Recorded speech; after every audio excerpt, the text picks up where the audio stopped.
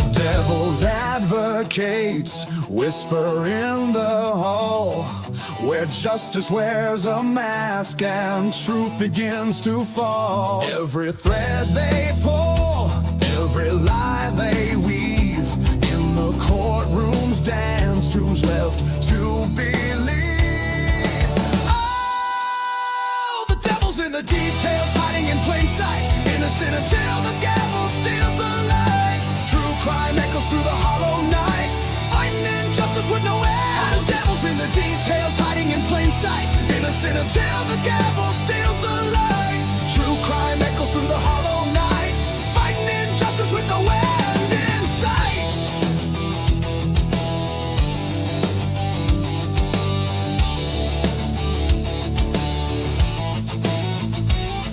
A photograph fades where the truth once stood.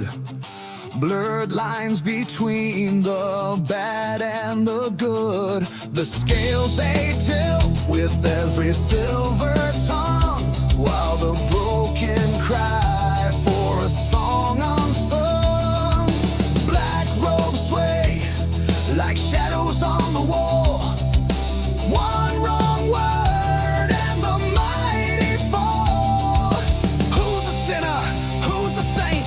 The jury's out, but the verdict's faint. Oh, the devil's in the details, hiding in plain sight, innocent until the gavel steals the light. True crime echoes through the hollow night, fighting injustice with no end. The devil's in the details, hiding in plain sight, innocent until the gavel steals the light. True crime echoes through the hollow night, fighting injustice with no end in sight.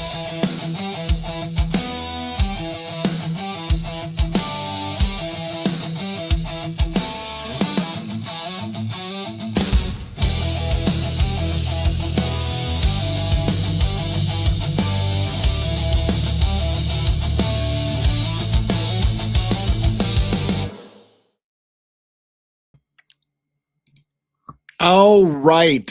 So welcome to another Crimes After Dark. And I got to tell you, the panel is freaking jacked up today. They're all excited. Everybody's like hyper. Everybody wants to get at it, to pitter patter. Let's get at her. Everybody's excited. So we'll have to do our best to be on our best behavior and not stomp all over each other, because I think all of us are excited about various things. We got lots of stuff going on. By the way, I need a wave from backstage. You guys can hear me? Perfect. Okay. Also, Robin, I'm going to need to tweak our sizzle reel. I forgot that I've lost my disclaimer that reminds people that this is opinion. This is an opinion channel. Everything we say here should be taken with a grain of salt. We're giving you our thoughts and our opinions. I had a little legal disclaimer to try to keep myself out of trouble in case anybody ever decides, oh my God, I'm going to sue your ass for... Most of the time you're completely wrong about what you can sue for, but hey, actually you're in America, you can sue anybody for anything, but it won't hold up because what we're doing is just opinion and we say so all the time. But I like my show to have the disclaimer that says, hey, this is all opinion and not fact. So we'll put that back on the sizzle reel so that it's there, because when we started using the new sizzle reel, I forgot that it wasn't there. I will bring our panelists up soon. We do have Robin backstage. We have 1-1 backstage. We have Dago backstage. Joe from State of the Deep, I believe, is going to be joining us. We'll have a pretty full panel tonight. We're jacked up and excited. Today we had a blessing. We had Dago and 1-1 among others, but Dago and 1-1 were in the live breakdown members only of police dispatch on the day that Brent Kopacka was shot and killed, and having, somebody, several people in the chat that had experience with dispatch and understanding what codes are being said and what it means, what initials mean, breaking down what the traffic meant was really cool. You missed out if you didn't get that. However, we'll talk about it tonight. I also did repost our entire members only live, which was 3 hours long, talking about an hour and 13-minute video that we only got 40 minutes through, if that makes any sense. We talked a lot. We talked a lot. So we're going to talk about that again tonight, give you the highlights, but if you want to listen to it its entirety, we'll do that. So let's bring up our panelists in no short order, in the order that I've got them queued up behind stage. So Robin, you're on first. How are you doing tonight? Doing well, thank you. How about yourself? I'm pretty Exciting day. excited. I need more hours in the day. I'll tell you that much. I'm so far behind on so many things. And somebody did say in the chat, dude, don't take this the wrong way, but you produce a frick ton of material. I'm like, I do. I put out a lot of stuff, but that's okay. It's all good and stuff. I'm Why behind. not? I know, but Yeah, I'm behind. yeah, So you know. without giving away what the topics we're going to talk about, generally speaking, how was your day? And do you have anything on your mind you want to talk about? Just, you don't get too far into it because we don't have the whole panel up here, but. No, no, no, no. But no, it was a good day. I had a good day at work or whatever. But no, I'm pretty revved up to talk about what everybody else is going to talk about. So I can't think of anything else except make sure that you like the video, subscribe to the channel because there's all kinds of great stuff coming. You're not going to want to miss it. Make sure your notifications are turned to all so that you don't miss anything that gets put out. And just great that everyone in the den is here tonight. I know we're going to have some of the blue crew with us from over on Dago's side, and of course all of his folks. Howdy to you. And we have had some people on other platforms watching us off and on, Lee. I keep forgetting to mention that to you, but so if you're watching us on whatever platform, welcome. Yeah, and about that, I'll bring one and Dago up here very shortly. But about that, I do want to say I don't mean any disrespect to any other channels that do show up. If I don't recognize you or shout you out, I'm pretty bad with my chat. It's one of the things that I don't do as well as other people is engage my chat as much. And by the way, I did an overshot the other night and put so many polls out. People were like, the polls were awesome, but maybe not 300 polls in the same night. So I apparently I don't know how to moderate myself. We should have a poll or two every night to kind of keep it spicy, but maybe not like one poll after the other, although some people loved it. But anyways, about that, other channels that are in here, please let us know if you have another channel and maybe get your attention so we can say hi to you and appreciate you coming here. A lot of our people also watch other channels to kind of see how you guys are doing, and so I consider us all part of the same community. And especially we throw the link out on a regular basis to join us on stage. So if you're another YouTuber, and if you're a YouTuber that doesn't take over other people's show, come on up and just have a talk with us. I know it's hard when you talk for a living to not take over someone else's show because you talk for a living, but we do welcome other shows to come on, like Dago, and we've had other shows on here many times. Yeah, many other people. So we enjoy it, love it, and encourage it. So let's bring one up on stage. What's going on, sir? Wow, what a day. I was gonna say you were so quiet. I'm like, I gotta say, cockswagger fuckery. That's what I saw that. And the douchebaggery. I'm not gonna give away what we're gonna talk about, but we have what a big day. Things. Lots of stuff. Lots of new layers of the onion peeling away. We will get into it.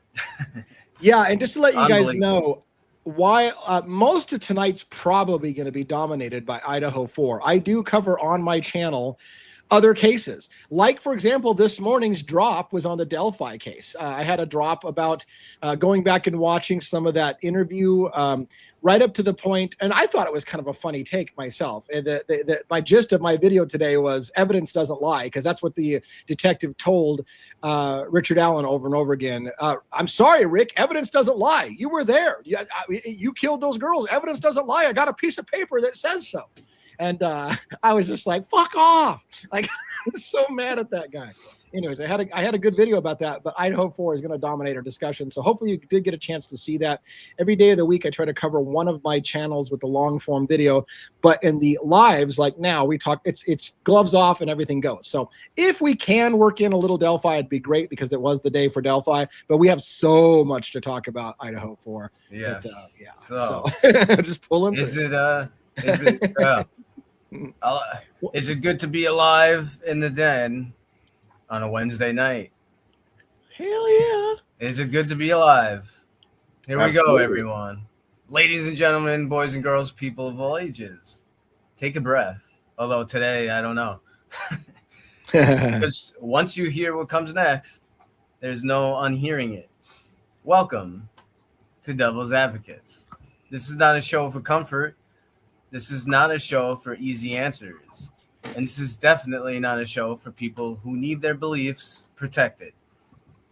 This is where certainty breaks, where narratives bend, and where truth, if it exists at all, is buried beneath layers of assumption, omission, and convenience. Here, we don't ask what you were told, we ask what you were never supposed to question. We don't start with conclusions, we start with doubt. Because every case, no matter how solved, has cracks. Every timeline has missing pieces. Every official story depends on one dangerous thing: your silence. On this show, we don't give silence a voice. We slow the tape down. We rewind what everyone else fast forwards past. We sit with the uncomfortable details, the ones glossed over, dismissed, or explained away. Because when something doesn't make sense, we don't ignore it. We dig. We question witnesses who were never questioned hard enough. We challenge investigators who were never challenged at all. We examine motives, opportunities, and coincidences until coincidences stop being a coincidence. And when the narrative starts to wobble, we don't look away. We understand something most people don't want to admit. Truth is rarely clean. Justice is rarely perfect. And certainty is often manufactured. So if you came here looking for heroes, you won't find them. If you came here for villains neatly labeled and wrapped in a bow, you'll be disappointed. Because reality doesn't care about clean story arcs. Here, no theory is untouchable. No authority is immune. No verdict is beyond scrutiny. We believe every story has at least two sides, and the side you never hear is usually the one that matters most. This is where emotion collides with logic, where belief is forced to defend itself, where the questions get sharper and the answers get darker. And make no mistake, playing devil's advocate doesn't mean defending evil. It means refusing to accept comfort over truth. It means asking, what if we're wrong? What if something doesn't add up? What if the story everyone agrees on is the one that deserves the most suspicion? The show isn't about proving innocence. It isn't about declaring guilt.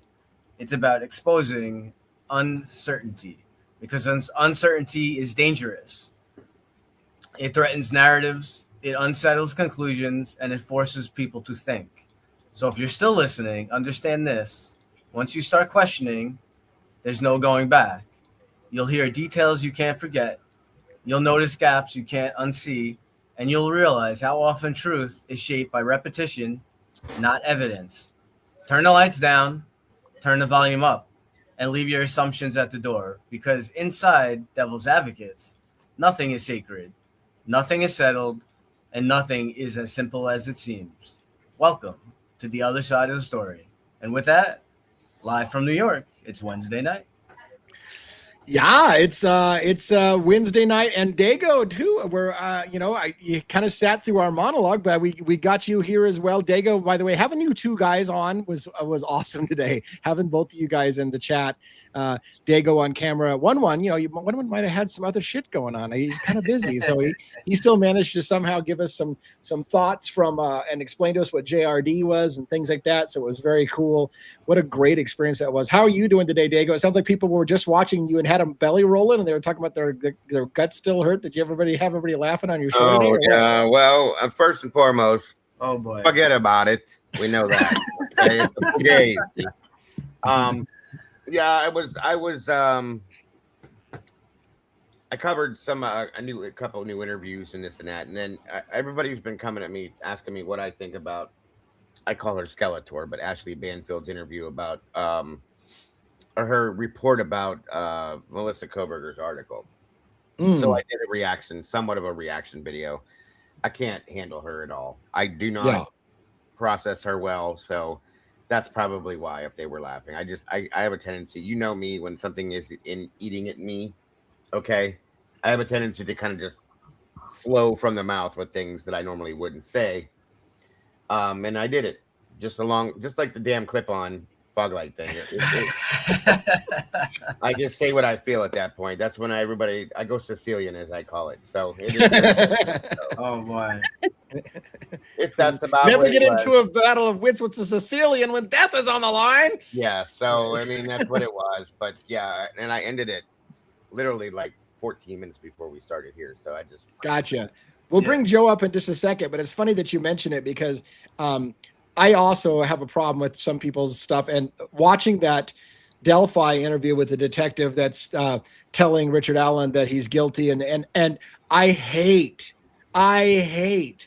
the good cop routine with the whole, hey, look, there's some guys out there, some prosecutors that want to hang you, but I'm your friend. I'm just here to help. I'm like, fuck off. Like, I was so mad every time he would tell me, hey, I'm on your side. These guys want you, but you're not on my side, you piece of crap.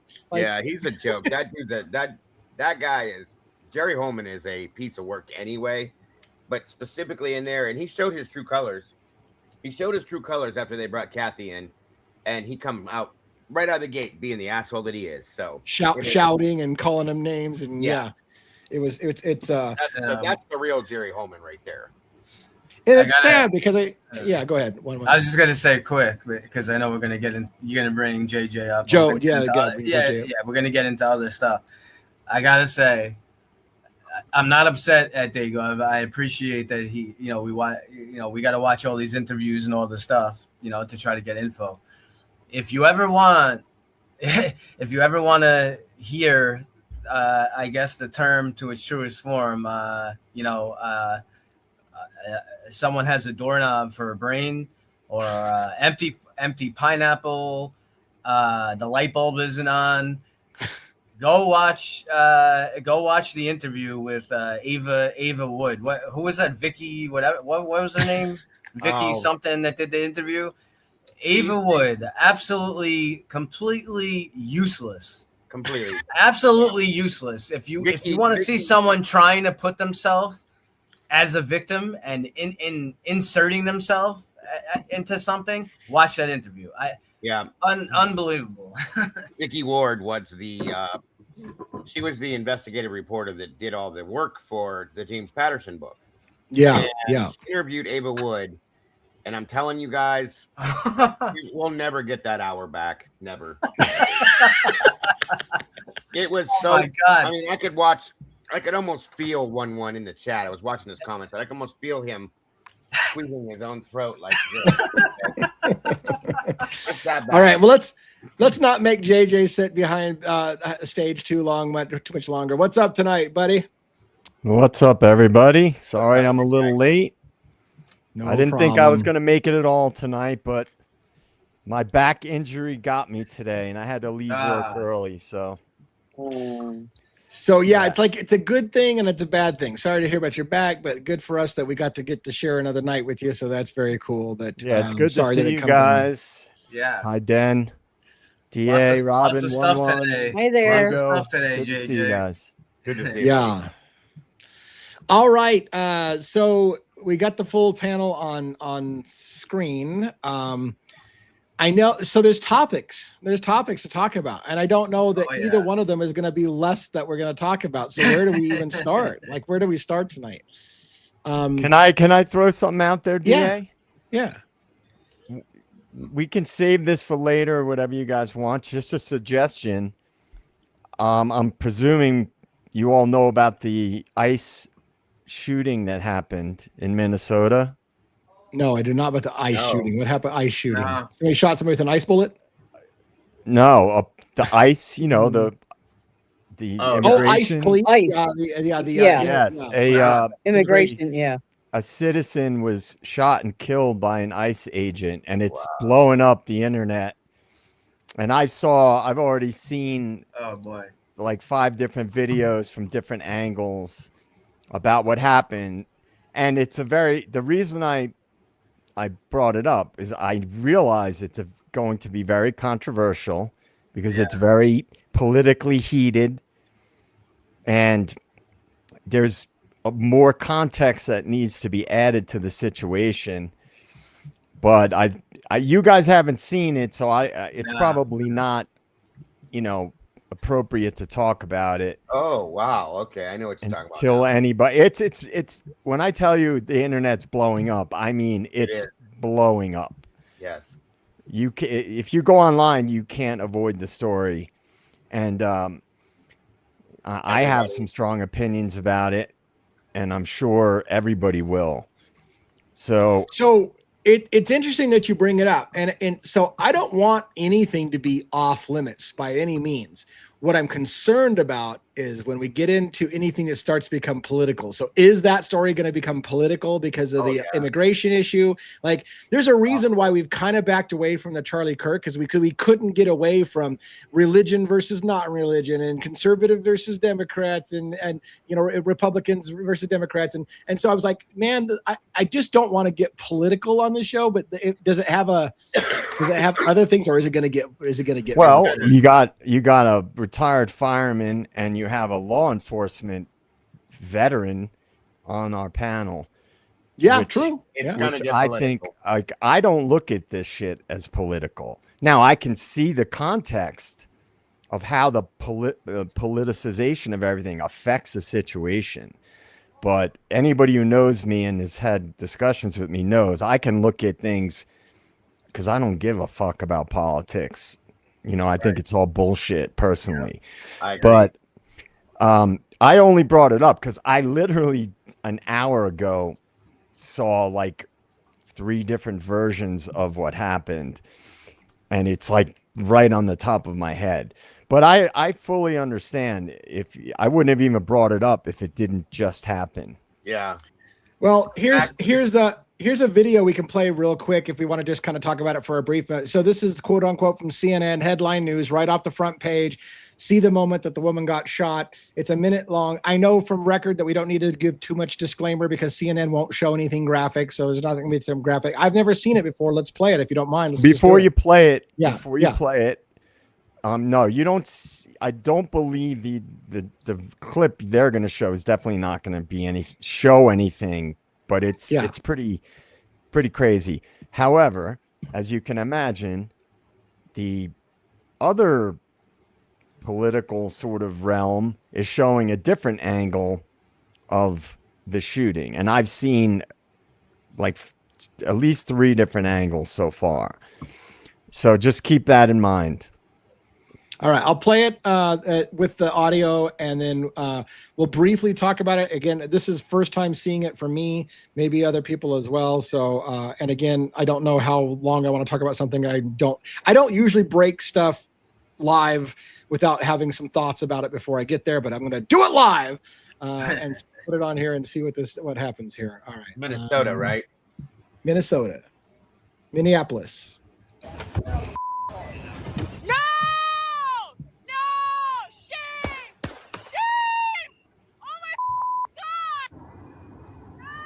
Okay, here. So this might be the other angle.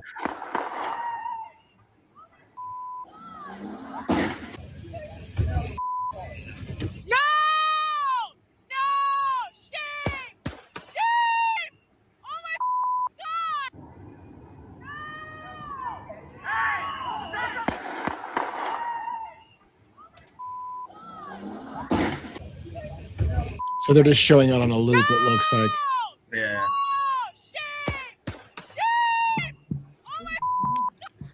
There's another angle that they're not showing, by the way, a close-up. Sure. Now, since I've kind of followed it in the last few hours, I think this is important.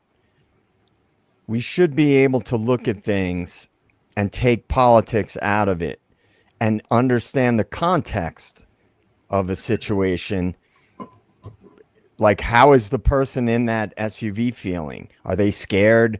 How is the police officer feeling? Is he scared? You know, I try to look at all those things. So I just put I can tell you, people.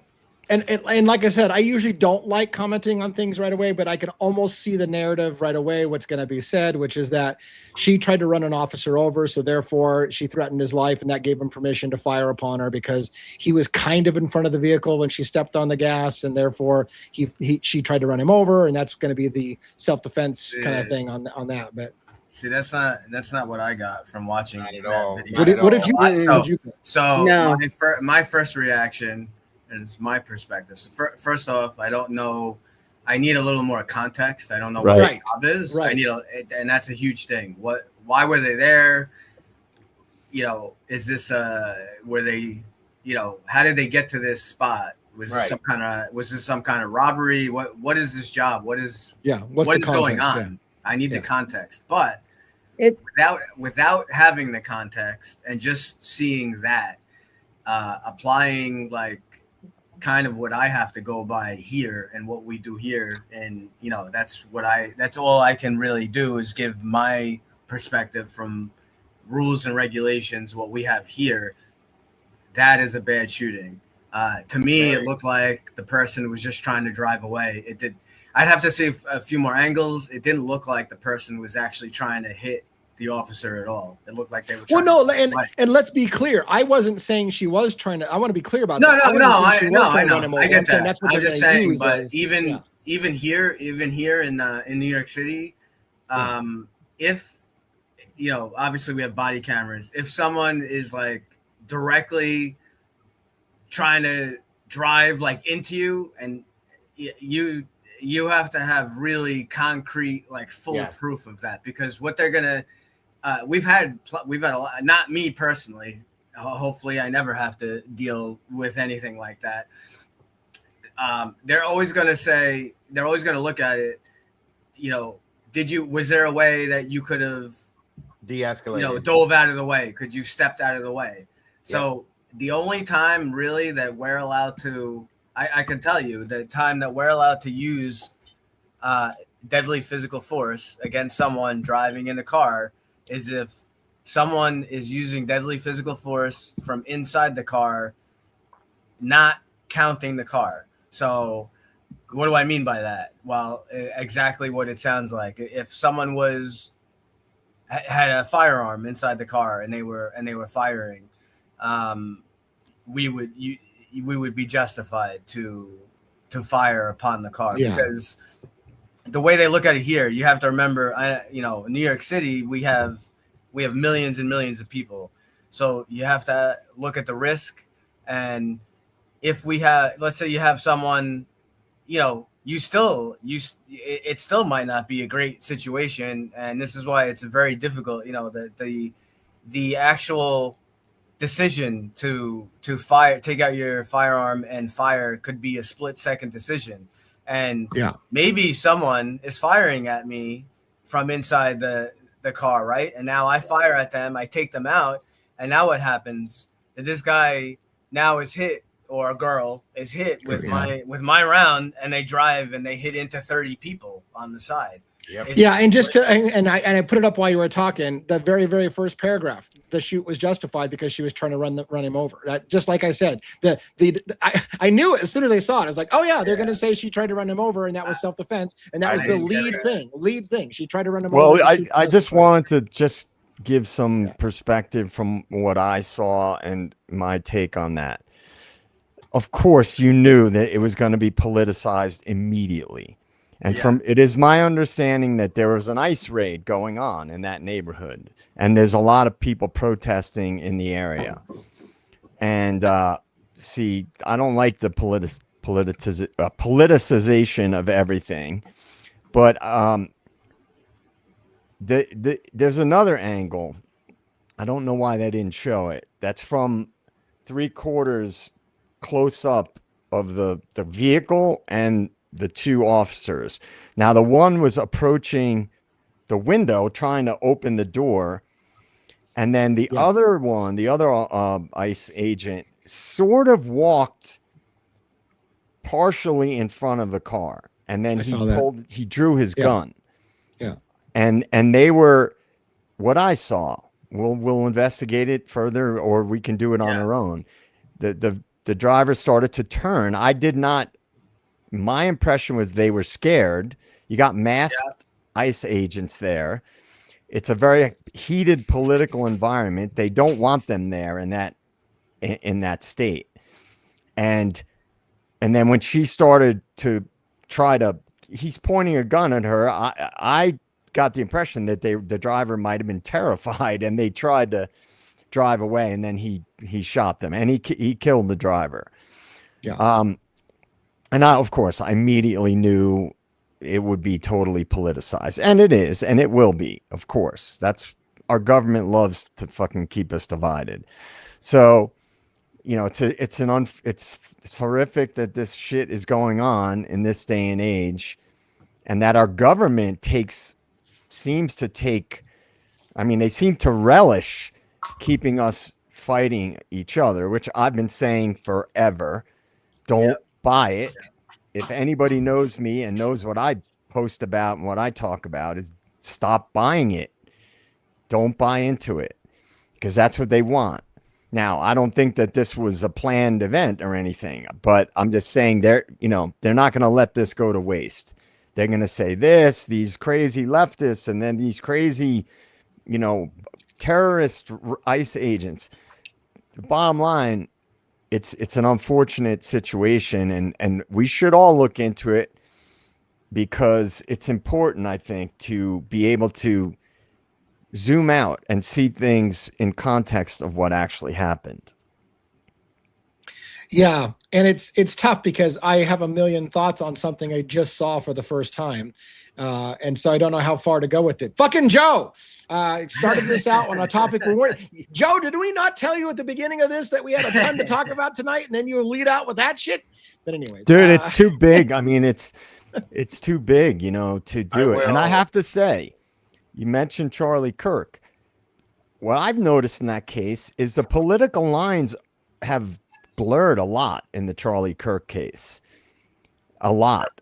Definitely. Just like they have with the Epstein files. The political lines have blurred, and that gives me hope. Because I think more people are waking up to that whole tactic of it was much more divisive in the early days, where it's kind of getting a little bit toned down on the rhetoric now and starting to become an actual definite. And I will and last thing, and then I'll shut my mouth. A while ago I posted a video clip, a terrible video clip, before I knew how to work my camera and all that stuff, and I posted it to Substack about. I said, I think that a lot of people are looking at the Charlie Kirk assassination too conventionally. And I listed some things, what I thought, that it was, in my opinion, likely a military grade weapon was used. It was not a person with a rifle or a person with a gun. Some type of military grade weapon. That's what my opinion was. And in the last month or so, all the large content creators have shifted away from the conventional narrative of it was a firearm of some kind. We just don't know what kind. We don't know what kind of round it really was, et cetera, and so on. They're talking about a bunch of different things. But I'm just saying, think outside the box, because if you believe in what you feel strongly about, you may not be the popular one, but a lot of times things play out, and gut instincts and intuition are often somewhat correct. In my opinion, I think we're going to, one day, find out it was not a conventional weapon that was used in the Charlie Kirk assassination. Anyway, I'm done. Fuck, that's some deep stuff, dude. I mean, thanks for showing up, JJ. Yeah, thanks. Thanks, buddy. Thanks for showing up. Appreciate it. I really feel a little heavy because we have all this stuff to talk about, Idaho 4 and stuff like that. And here we started with a brand new shooting on the streets of the U.S. and another person killed in what seems like it could have been an unavoidable situation. We've got systemic problems in our country. you know, and I don't want to go on a huge rant about it and monologue, but it's like a somber moment. Like, how sad that had to fucking happen in the first place. Like that's just, man, how come we're just not better than that? That's the thing. I'm struggling with this. I want to get us into a different mode, but how are we not better than this? How does this shit can still keep happening? Well, we're in a tough situation. Fully agree. That was a very, in my opinion, I'm with 1-1 on this. It was an absolute unjustified shooting. I don't think the man was anywhere near the front of the vehicle. No.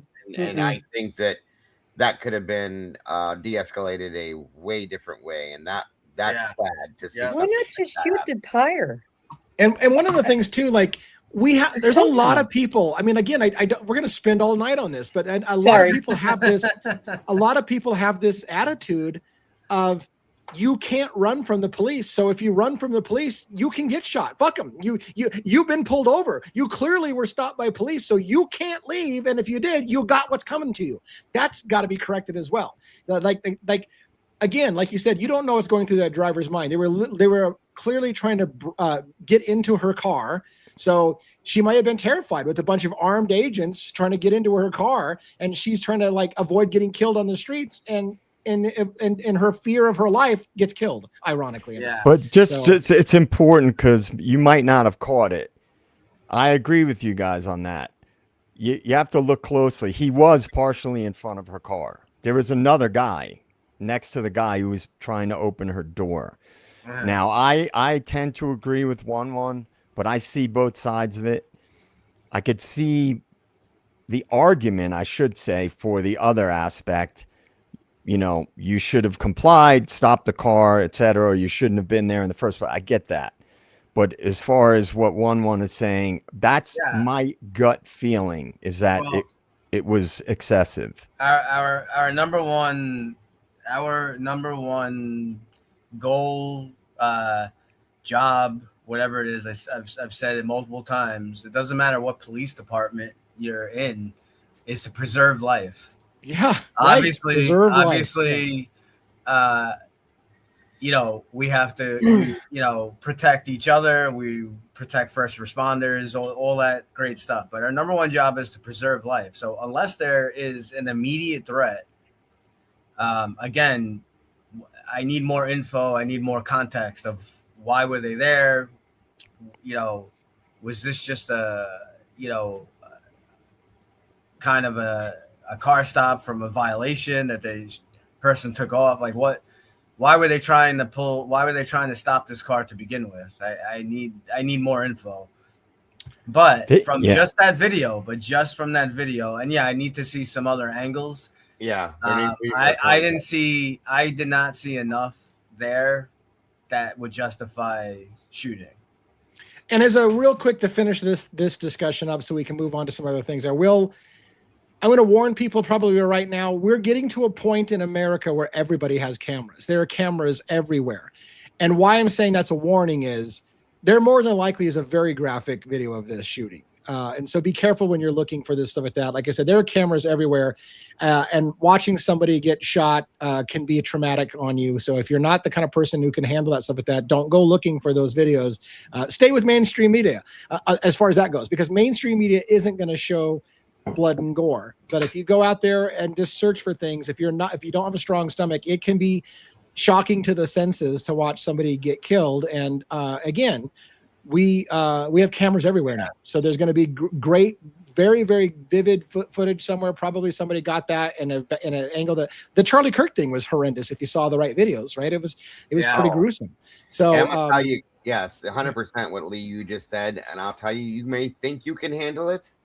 Yeah, I saw thousands and thousands of situations, and I have PTSD from my job. So there's no lie. You probably Dago, I would say you probably, you first responder, we might do a different job, but I would say you're probably numb to seeing a lot of the stuff. In some extremes, yes. And Yeah, 100%, guys, and don't think you're too strong for it, because nobody is. I'm sorry. Yeah, and I won't. And I'll try to end here. I'm not good on that, but I won't give the specifics. But I think I can think of 3 things in my life now that I've seen that I can never unsee, and it has shocked me, and I can't shake it. There's things that I wished to God I had not seen. So be careful when you're looking for this stuff. It can damage you for life. So the hardest thing is seeing a child or a kid. I mean, it's not good seeing. It's not good seeing anyone get hurt. I'm not saying it doesn't do anything, but seeing a child or kid either die or that's what gave me that's my tough. PTSD. It's tough. Yes, Yep. right in front of you, in your hands, 100%, folks. Yeah. No. I saw basically saw like a 12 or 13-year-old. He basically died I was on scene maybe a minute after this kid got shot in a playground, and then I saw him take his last breath. Along that lines, I will say, I'll make a promise to you as my audience. I will never show you something without giving you massive warning if I think it's going to have some kind of shock value or whatever. So that video I felt was safe because, again, it's CNN. CNN will never show you something too graphic. Even that might have been triggering for some people to see. I understand. Yeah, I understand. For a reason. Yeah. So, but the point being is that if I ever have something that needs to be, like, for example, if we were looking at a crime scene photo and we need to analyze what really happened and what kind of wounds and it's morbid and graphic, I would never show that on the main public stream, and I would give you massive warnings before we do. So I'll never shock you by just throwing something up on screen. Again, this video was safe, I felt, but even so, it was a little disturbing, right? It's still disturbing. Yeah, because you envision what just took place. You hear the gun, you see where it's aimed, you watch the car take off and hit another car, which tells you what happened right there. Okay, that means she's no longer with us if she drove right into another car. I mean, it's envisioned right there, guys. Everybody can play it out in your own mind, and you will think about it later. That's all I'm telling you. So yes. Yep. All right. Well, thanks to Joe who started this off on such a. I never said I was always tactful. It's all good. We're beating you up, but it's fair game. Like, we're a true crime show. Yeah. We're going to talk about things need to know like about this stuff. Yes. Yeah. So what a way to start the show. Definitely. All right. So we've spent 42 minutes. We're already. I feel like we're getting longer every time we turn on the mic. We're getting longer. So let me tell you that I know for sure we got 2 topics to talk about tonight that are going to be long-winded. One of which is kind of one brought it to my attention, and Robin together kind of like, hey, we got to talk about when Xana and Ethan got home and when the DoorDash was ordered and the conflicting stuff about the timing on that. Because again, in the Idaho 4 case, there are people out there who believe that Xana ordered DoorDash at 4:00 in the morning, and this is proof of life. Therefore, all the people who say, look, those murders happened hours before they say it did, can't be. Xana's still alive at 4:00 ordering food. Food's getting delivered. Everyone's alive in the house at 4:00 in the morning because of that proof of life. And I've told people over and over again, text messages are not proof of life. Now there's more stuff to talk about whether or not the entire timeline has been shifted, and did that order get placed earlier? Was it hours early? Like, the entire timeline of this case. It's like something did happen and the entire timeline was shifted by 2 hours so they can put it on who they wanted to put it on. It's like stuff is real close, but just 2 hours off or something. It's fucking crazy. That's one topic to talk about. The other topic is, of course, the 3-hour marathon Dago and 11 and I did today, breaking down the audio of the shooting of Brent Kopacka. It took us a while before we realized that we've been given a truncated dispatch audio, so we weren't getting real-time stuff, and we realized, how the hell are they already gassing the place within about 20 minutes? Like, that's ridiculous. Well, it wasn't. It was 8 hours of dispatch compressed into 1 hour, and what they left out was shocking. And so I wanted to talk about some of the highlights that happened there. So there's 2 big topics: the dispatch call that was truncated that we talked about today, and some of the key things that we saw today on that, and then this the Xana Ethan DoorDash mystery. So, which one do you think we should do first and tackle last out of those 2 big topics? Well, I mean, the DoorDash one is more of a theory. You know, we have info on it now, but it's still, you know, it helps make another, peels another layer of the onion off. Just letting us know now we know definitively when the DoorDash was ordered, right? So it's 2:15 a.m. Now, as we've said many times on this channel, on many nights, it's from Xana's account. Does that mean that, did she actually make the order? Did they make the order? Did she make the order from someplace else? Do you have the receipts handy that we can put on screen? One. I sent them to you. Yeah, but they're on my phone, and it's not easy to get them from my phone to my computer to the back screen. So I can try to move them. So if you want to keep talking, I guess I can try to load them up. I was just asking if you had another way to get it there. And I wrote down some questions about Kopaka and some of the things we've talked about that kind of popped into my mind. Yeah. At some point, I'd like to. Okay. About Kopaka. Okay.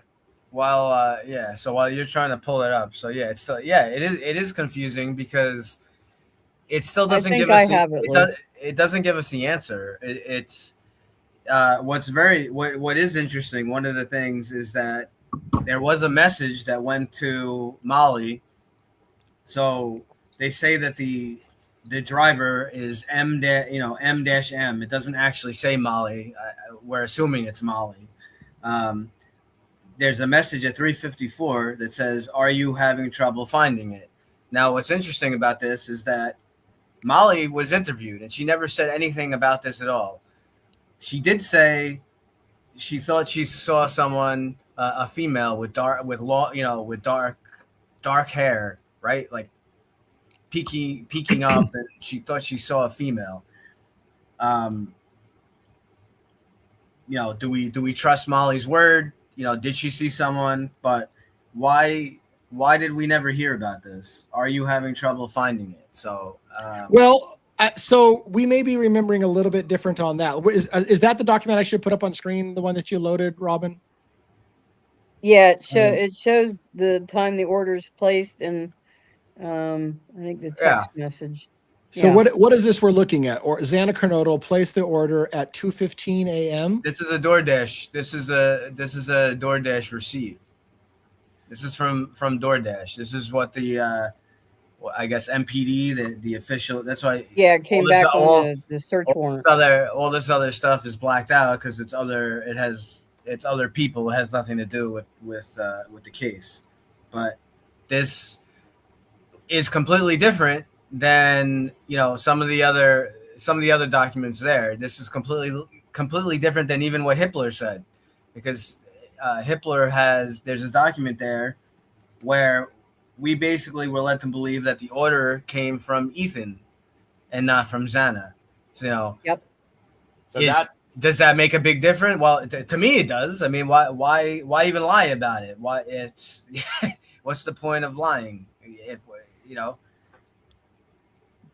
So I'm working this through in my mind. So this document, which I haven't seen before and I don't know where it's coming from, says Xana Kernodle placed the order at 2:15 a.m. Now that's interesting time frame because again, the screaming that we hear that we've heard on the 1112 happens at about 2:27 a.m. So this would be the order placed for food before the horrific screaming where we think possibly something has already happened, right? So that places this text ordering the food before the shit hits the storm potentially, right? And messes. So that's messes interesting. It messes with the timeline because remember, I believe Dylan had a text with Eric Gower at 2:10. Yeah. So this would be right around that. This would be right around that time. There's a lot of normal everyday life things going on right around this period of time before all the shit hits the fan. I mean, 12 minutes before the scream starts, there's an order being placed for DoorDash, and 2:10, so 5 minutes before the order's placed, you got somebody else calling to try to order food or to see what the hell the DoorDash or the rideshare driver's doing. I mean, there's a lot of things going on right before all this shit happens. Right. So I'm going to give you a stream of consciousness, and I feel bad because I'm not trying to shoot any theory down. I'm going to do a stream of consciousness to explain what I remember. I don't remember them saying when Xana ordered the food. So it's super interesting hearing that Xana ordered the order at 2:15 in the morning before you hear all those They screams. never did. They never did. Right. They didn't. So that part is new, and that part is Yes. very interesting. What's not necessarily new is this. I don't remember how long where it was said, but I remember Molly McMichaels made a statement that she had a problem finding the house and that she had to drive around in circles because the GPS was taking her to the back of the house and she couldn't find it. And she was confused and she saw at the back of the house and she got out of the car and she had to walk around to the front of the house. Like that whole thing, I can't misremember. That's a whole thing, right? She said she had problems finding the house. I also remember off of my mind that there was some kind of question about whether she delivered it, and she clarified it was a contactless delivery. I left it on the front porch. So that part of this discussion here, the timing makes some sense, right? 3:59, it's reported that the DoorDash was dropped off. After this, it looks like, or is it after that the text message comes in saying, are you having problems finding it? That's when maybe the timing looks like before. Why is it in the comment? Okay. So those are the things I remember. So what does that leave us then? Let's walk this through. What does that leave us? So again, proof of life, right? So did Xana order the DoorDash at 4 or something? No, that's no. At best, you have a text message just before 4 a.m. asking if they're having problems finding the delivery, of which the food was ordered hours before. And by the way, just to make sure we're all on the same page, that's not necessarily suspicious. It's a Saturday night. Everybody's ordering food. There's probably a lot of fucking things. There's delays. It wouldn't be necessarily, in my mind, totally uncommon for you to place an order at 2:15 and be still looking for your order at fucking 4 a.m. because it could have gotten lost, could have been backed up, could have been a lot of deliveries. So that's not necessarily out of the realm of possibility. But what do you guys think about the 2:15 time frame of ordering the food? Well, what would help with this would definitely, again, would be the stomach contents, the autopsy. Yes. This would back this up, because if we could see the stomach contents, because we can find out, we can know exactly what was ordered. If Ethan has this in his stomach, then we know that he's alive, because we see right here. We see it was ordered at 3:59. That's when it was dropped off. So we would know definitively. Well, if Ethan has some of that food content in his stomach, undigested or whatever, we would know that he's alive at around 4 o'clock. So this is what's funny. You're right. We need to have the autopsy report, and we need to find out about food in the stomach to see if Xana ever ate any of that DoorDash food. Was she already gone before the food got delivered? Because that's what we're saying is the food. She was already gone before the food got delivered, possibly, but based on the screams, right? So because if you're talking about, the whole thing started at like 4:07. That doesn't give you very much time to scarf that food down, even if you are a college student. I mean, you would have had to let's get crazy. Let's get crazy.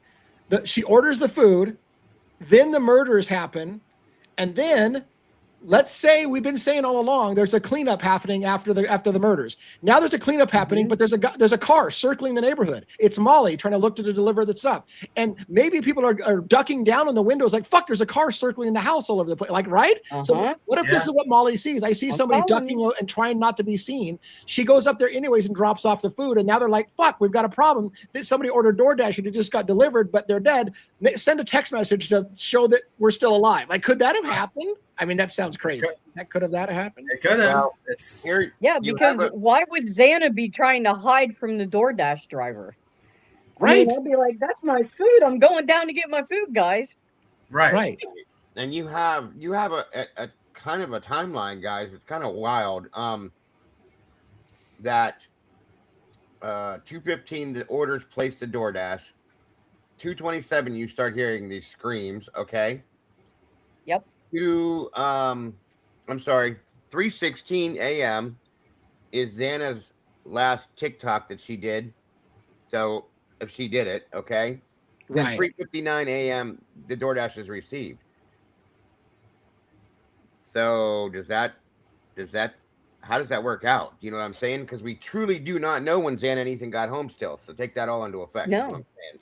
Well, and that's another another thing part too, Yeah, DA. go ahead. Another thing, you guys, it's possible that somebody else ordered, obviously, the food with Xana's phone, but it also could have been the roommates. Like, Xana, you got, order some DoorDash, because remember they got home and they were talking about going back to the grub truck or ordering Yeah. more food. Yeah. Maybe somebody else was like, just, you got the app or whatever. Who knows? But it's like, it doesn't necessarily mean that in either case that Xana or Ethan ordered anything. And I can't help but I keep seeing this thing has come up many times on message boards, and I recently saw it again. People were saying that DoorDash is used to deliver other stuff. Right. Oh yeah. I've seen that a lot, and it would It make happens here. perfect sense to me. So we didn't get any autopsy things talking about the food, which is why wouldn't you? Why wouldn't anybody in the media, anybody in law enforcement, anybody say, oh yeah, well, we estimate because, based on the autopsy results, and this is when we believe the food was delivered, so this is what we think happened. Nothing about that. Let me also tell you something that I think didn't you hear? Wasn't there reports that there was partially eaten food from the DoorDash order on the counter? And here's the thing, and I know people are going to think I'm nuts, and so it's speculation. Everything about this case sucks balls. So I'm just going to go ahead and tell you this: what is the possibility if Xana had ordered food at 2:15 in the morning and then was killed, but the food's delivered late, and so they're like, oh shit, food just got delivered, that the killers are like, well, fuck it, we got some food delivered, let's take a bite, and they take a bite? Did anybody test to make sure that the bites of the food, again, you need to have the stomach contents. Did Xana eat the food, or did somebody else eat the food? Right. Because what if somebody else just like, well, fuck, she ordered a burger, I'm going to take a couple bites and put it on the counter, partially eaten, kind of thing. Like, how do you know? Again, there's no proof of life just because food was eaten. There's no proof Xana was the one that ate that food. Anyone in that house that was alive could have said, oh, fuck it, we got some food delivered, I guess I'll take a couple bites. And did they test it? Did they test the bag?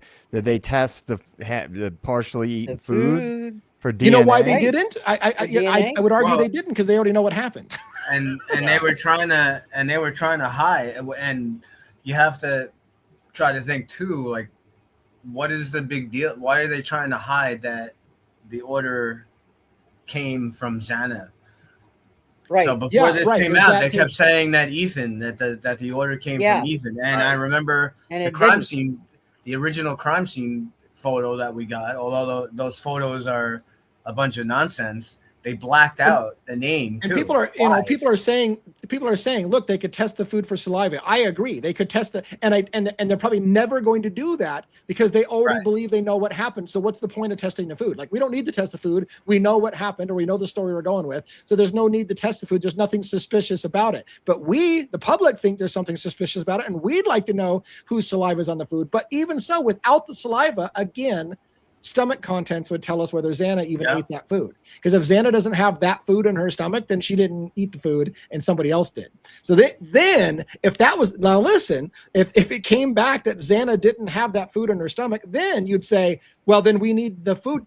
Did the saliva get tested on the food? Because somebody ate the food and you've been telling it it's Xana, but Xana doesn't have it. So now I want a DNA test on the food, right? So, you'd have to first prove that she didn't eat it, and we can't have that without the body content, the stomach contents. Now, here's the funny thing about that as a side. I'm not saying to Joe's favorite word that there's fuckery involved here, but I will tell you this. I went to the post office today, and I had one of my certified letters returned to me undeliverable. The certified letter was to the Latah County Coroner's Office. I had requested them to give me the autopsy stuff that we're talking about right here. It was returned unsigned for. Here's the funny thing that the post office told me. You have a good address, just nobody picked it up. So wow. I never factored that in. Could they look at it and go, I'm not signing for something for the devil's advocate? Fuck that guy. I know what he's looking for. They can refuse it. If they refuse it, if you can refuse it and just say, no, this no, I'm not accepting that. And then it doesn't show up as being delivered, and it gets either returned or gets But I think it's undeliverable. still. But I think that's still why that.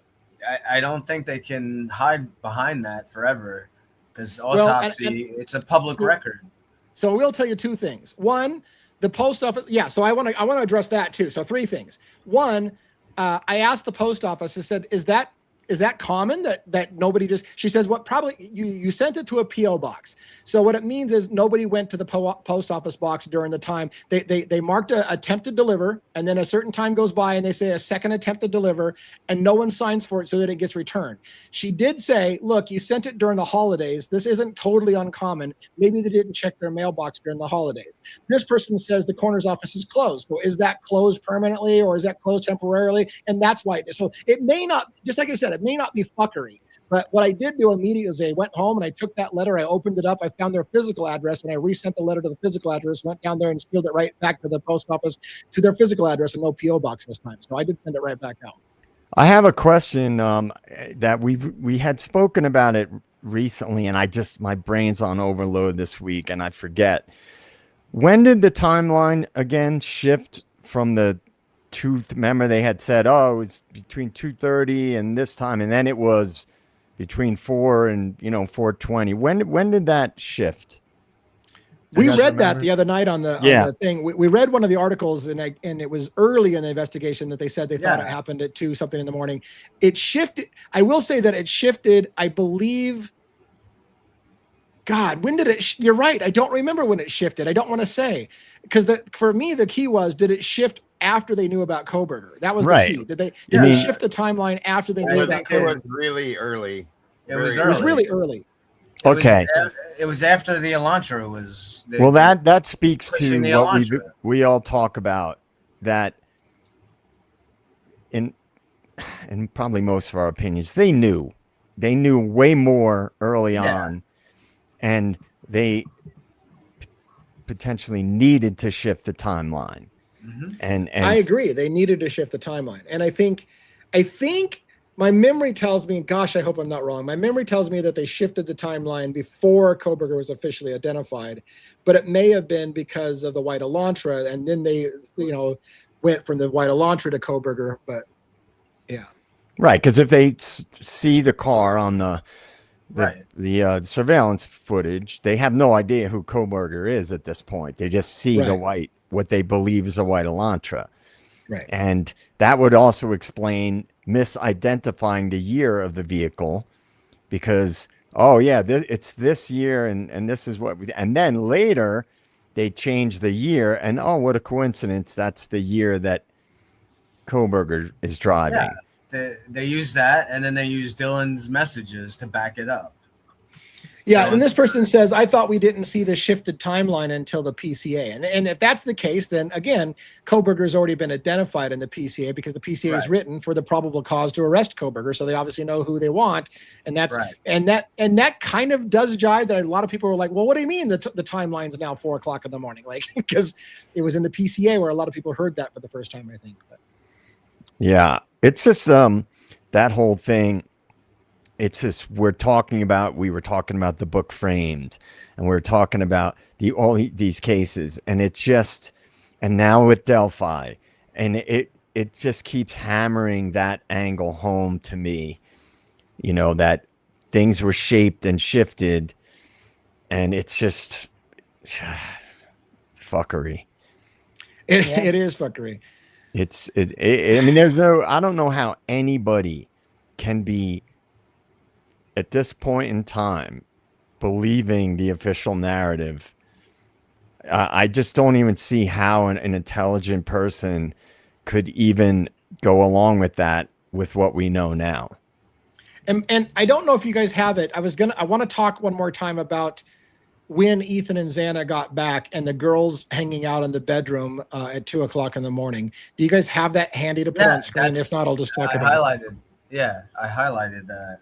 Actually, no, for screen. Do you have it on screen, or no? Can you put it on screen? I sent it in the. I put it in the. Hold on. Yeah, I saw it, but again, getting it from my phone to my computer Yeah. to StreamYard is not easy. Hang on. I mean, I can read it. Well, I'd rather show I it have if we it- can. Yeah, Hang on. I just had to download it to my computer. yeah. It's highlighted. It's the thing. It's highlighted in pink. Yep. Hang on. Yeah, I that was remember. from- I remember what it looks like. I just want to show it first if I can. And then Hold on. this Did was- you, any while you're looking for that? Did you guys see Birdie's video where about our pal called into? Yeah. we heard. Yeah, we talked about that just before we you talked got about here. it. Oh, okay. Yeah. we heard about Oh man. What That you didn't hear is somebody in listen. it. You'll love somebody this. somebody You'll in love Birdie's this. chat said, "I think that's DA who listen to the voice. That's DA that's heckling you." So he texted me and says, "Hey, people in my chat think it was you that called in and heckled me," and I'm like, "Come on, man!" Like, because that dude's been on my show heckling me. That's not me, but somebody in Birdie's chat thinks that's me. That's the Dylan Mort guy going on Birdie's show to fuck with them and pretend. And they're like, "Yeah, listen to his voice. That's DA all the way." No, it's fucking not me.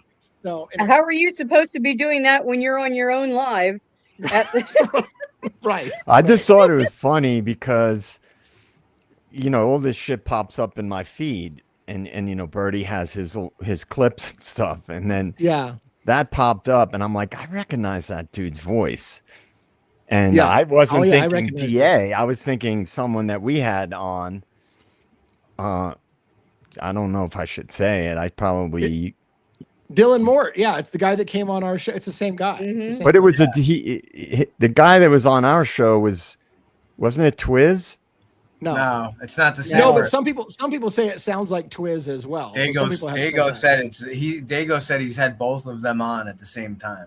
Okay, because that guy, he basically went through a rant and said nothing. He literally.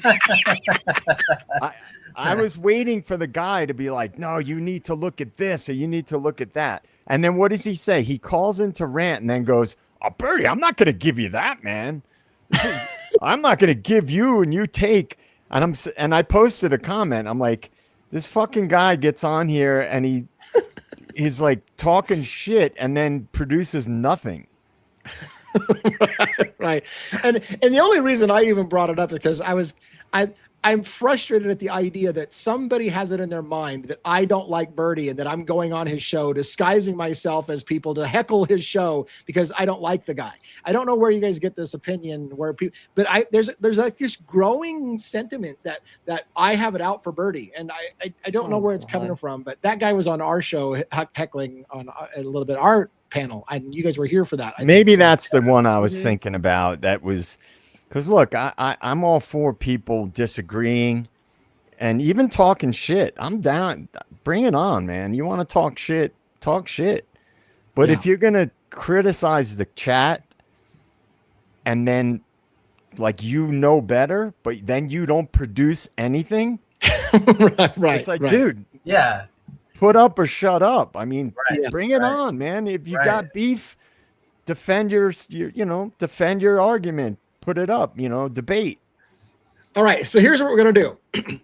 I'm gonna put up this one more piece of the timeline question based on when did Ethan and Xana get home. We're gonna talk about that for a little bit, and then we're gonna kind of try to put a bow on the timeline issue because we're gonna talk about it for a while, the timeline issue, and then let's shift to the Brent Kopaka stuff for a while. And if we have time left, we'll cover some Delphi too. All right, so. I don't know if you can blow that up any bigger because I don't know that I have the ability to blow it up, but if not, can you? I can't probably read it well enough. Can you read that paragraph?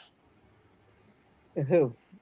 Anybody that can see it better than me? Because I mean, I can read it if you want. Yeah, go So ahead. this was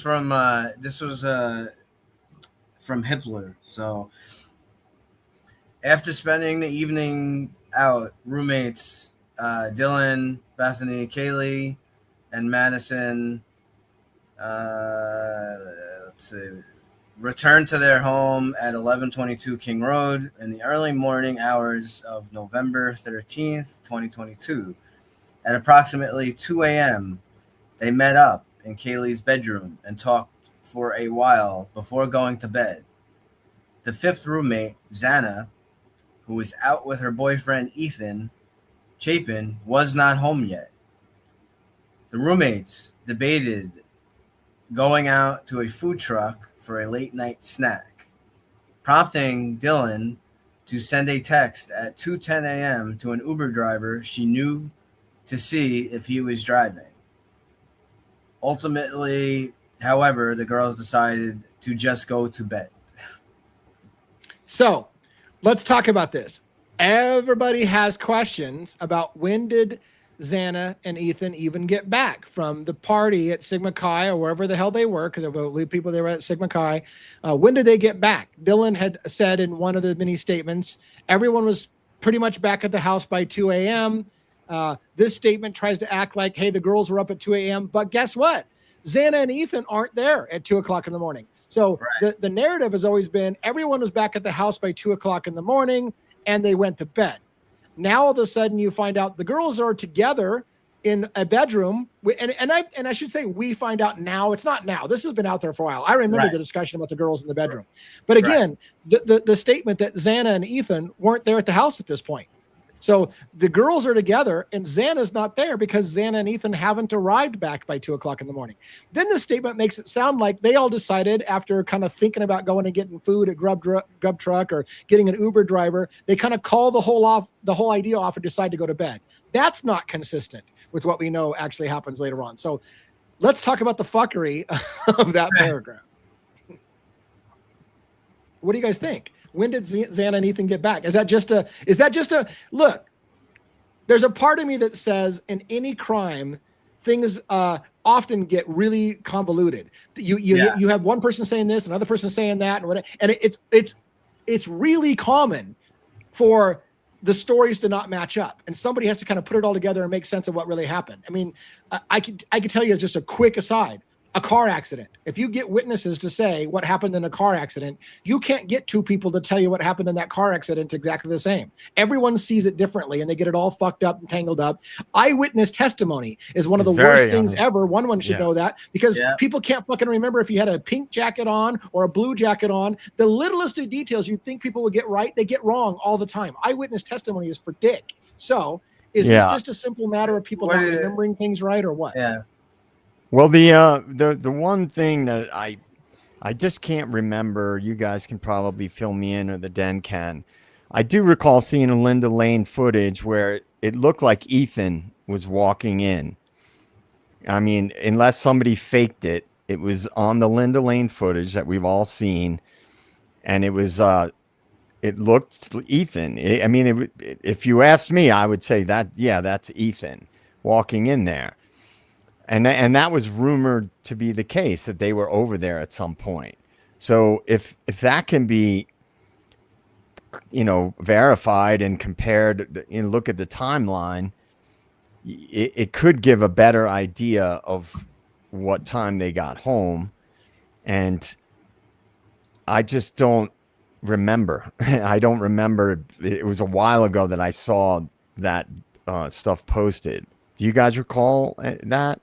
I don't remember the Ethan thing. I don't, right? But I know what was the time frame on it? I know what he's talking about. I'm trying to remember. I saw that video too. Real quickly, because I don't. There's a few people were like walking, right? Yep. Yeah. Was Xana supposed to be with him or not? No, I don't think so. But I know what he's talking about. I don't remember the exact time though. I'm going to be brief on this comment because I have to. Yeah. Dead people can't send text messages. Dead people can't send. Gabby Petito. Yeah. Again, Brian Laundrie texting her family to make it look like she's still alive. You're right. Dead people can't send text messages. I can agree with that, but that doesn't say shit. It doesn't tell you who's sending the text messages. So if you're proof that everything happened the way they said it is because dead people can't send text messages, go check out cases like Gabby Petito's case and who was texting using her phone to make it look like she was alive when she wasn't.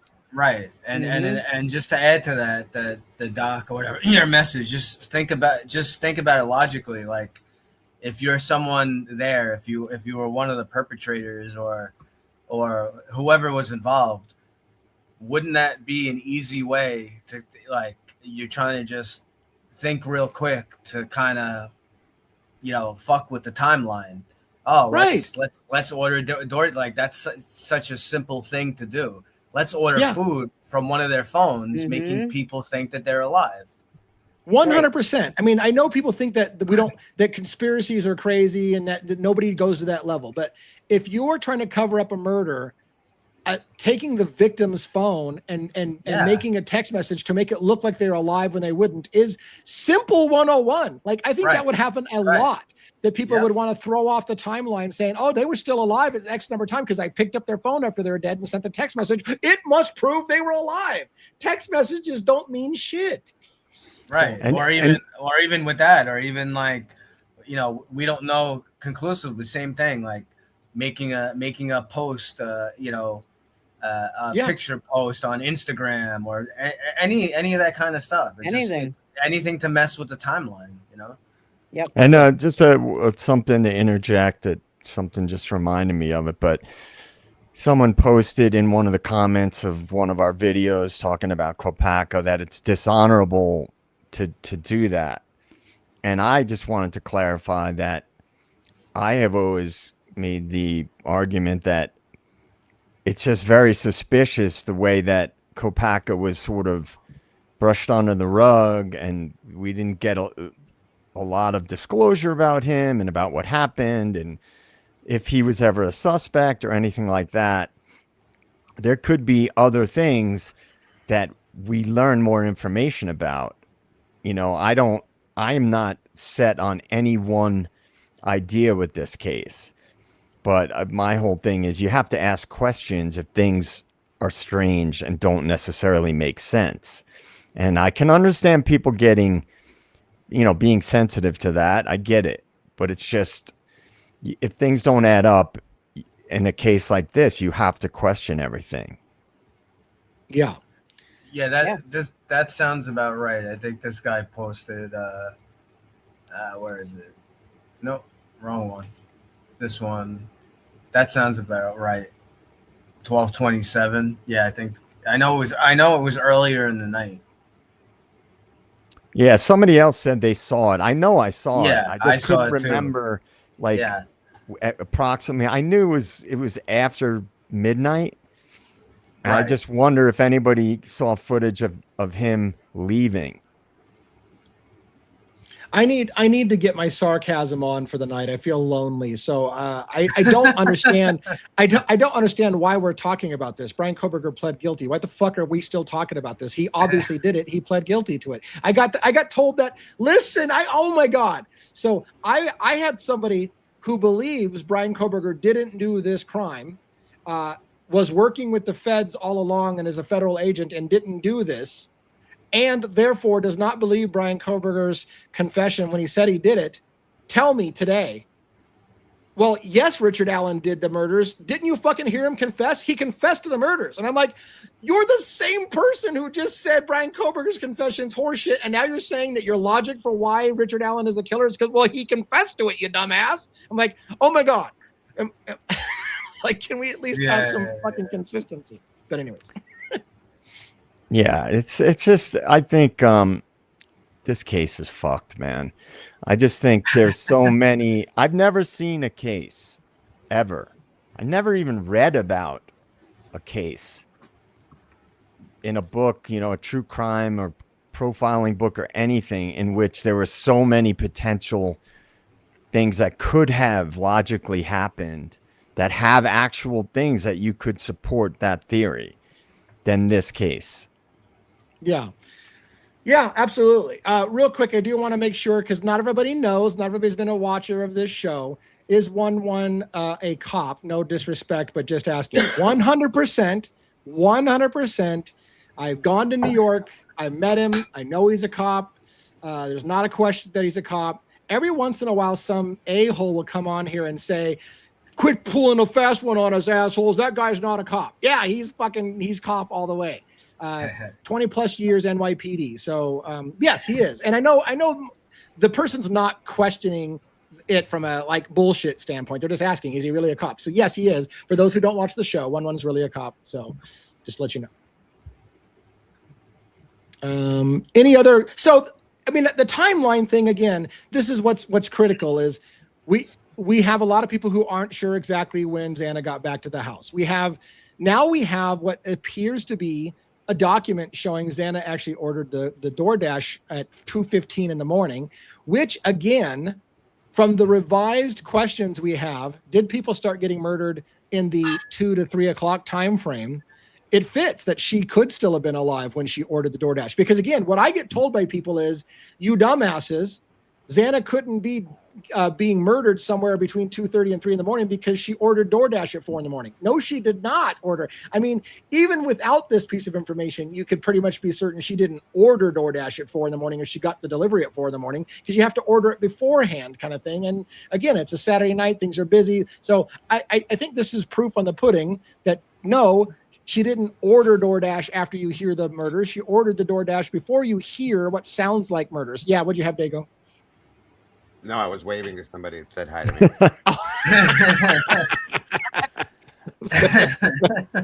Fair. Forget about it. Yeah. So anyways, the timeline is crazy.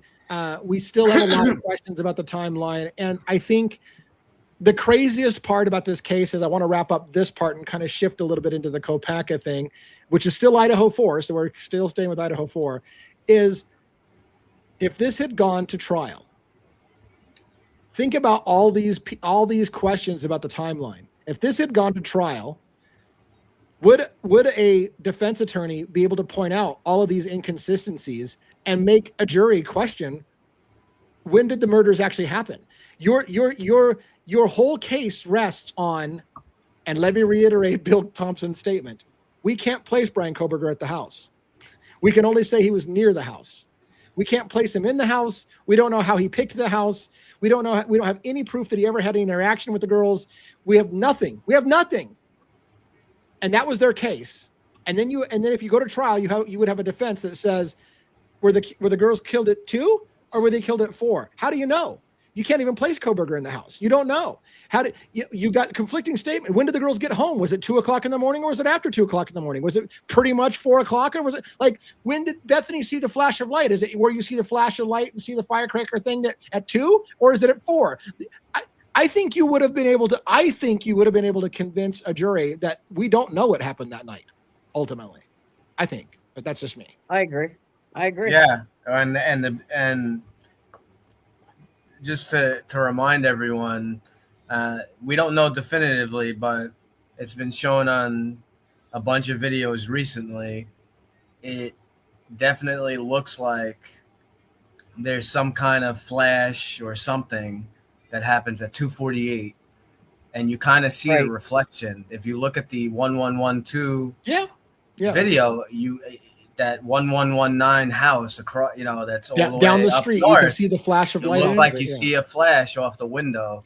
Is it some kind of shot or gunfire, or I don't know, but it definitely does look like something, but it's definitely not 4. It's definitely not 4 o'clock. So it's nuts. All right, let's shift a little bit to the Brent Kopacka situation and how it relates. I don't want to bug everybody to death, but I have long said, and I'm not the only one, so don't try to say that I'm trying to claim this myself, but I have long said many people have had questions about Brent Kopacka and his possible involvement in the 1122 King Road resident murders, because 1 month and a couple days after the murders, he was, by some standards, mysteriously shot and killed by SWAT in a standoff that happened in Pullman, Washington, of which many people thought, oh my God, I think that guy was the killer. Even again, his best friend, Darren Duncan, went on TV, or not TV, but on YouTube, on different channels, saying, I think that they thought he was involved in the Idaho murders, and that might have led them to be quick to shoot. And so we've had lots of questions about that particular shooting. And again, I have speculated, Joe and I went there, that Kopacka and Kohberger could have known each other. All those things are in the wind. So what did I do? I submitted public records requests for all of the shooting data, the body-worn camera, the CAD reports, all the dispatch stuff, right? All of the traffic that happened that night through various agencies, Pullman Police, WSU Police, the county, I'm trying to remember the county, Whitman County, sheriff's office, all the different agencies. And we got a big data dump back from Pullman with a whole bunch of body-worn camera, and I've started to go through those on member-only lives. So one of the things I'm offering to members only is live watching those videos. And Dago came on today. God, everything runs together. Was that today? Did we do all this today? Yeah. Holy today. shit, these days run together. Wow.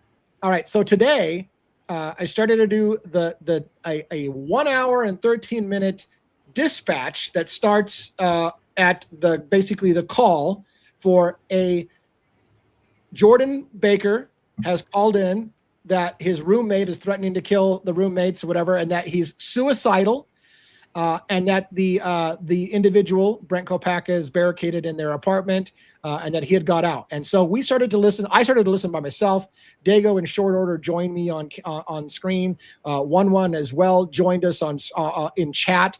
And we started to listen to this live, and it was great because we had somebody with former experience with EMT, Dago on there talking about what the dispatch is saying, what the codes mean. We had 1-1 in the chat saying, "Oh, when you hear this, this is what it means." It was fucking awesome. We had experts that know what radio traffic looks like to help break down what's happening, and we got duped a little bit. I will tell you, because as we're listening to it, it was like we're gonna call in SWAT. And like within 2 minutes, SWAT's on scene, and we're like, "Holy shit, they got there fast!" Right? And I remember we were live. We're going, "Man, they got there fast!" And we try to reason out, well, how could it be? Is it just one guy that's there, and they're reporting SWAT's on scene because one guy showed up? Whatever. It turns out we found out much later after we questioned. Holy shit, they're already gassing the apartment. I didn't even know they gassed the apartment, but they're gassing the apartment within the first 20 minutes or whatever. That's shortly after that we realized, oh my God, we're about to get to the point where they're going to kill Kopacka. And it's only like an hour in, but the standoff lasts for 8 hours. And then we realized they had truncated the entire audio, and we were missing massive parts of the audio. So I want to tell you some of the key takeaways, and then I'll open it up for the panelists to discuss. One of the key takeaways that I got was they gassed his apartment, shot tear gas into his apartment before any shots were fired. Then once they gassed his apartment and said he was coughing, they indicate he starts shooting at people. So one has to ask if that happened. And I know there's questions about whether or not any shots were fired at all. But if that did happen, did they essentially create that scenario? They've got a guy with PTSD who's got combat issues and triggered him by cornering him in an apartment and then firing tear gas in on him. And that's when he starts shooting after they've tear gassed his apartment and kind of could have sent him into a PTSD moment, right? He's in combat now with the police. So did they start that with maybe too early shooting gas? And again, we don't know when they shot the gas because it's truncated. But what seemed clear to me was no shots fired were reported until after they'd shot gas. So it wasn't a response to try to smoke him out after he started shooting. It was the other way around. They shot gas and then he started shooting.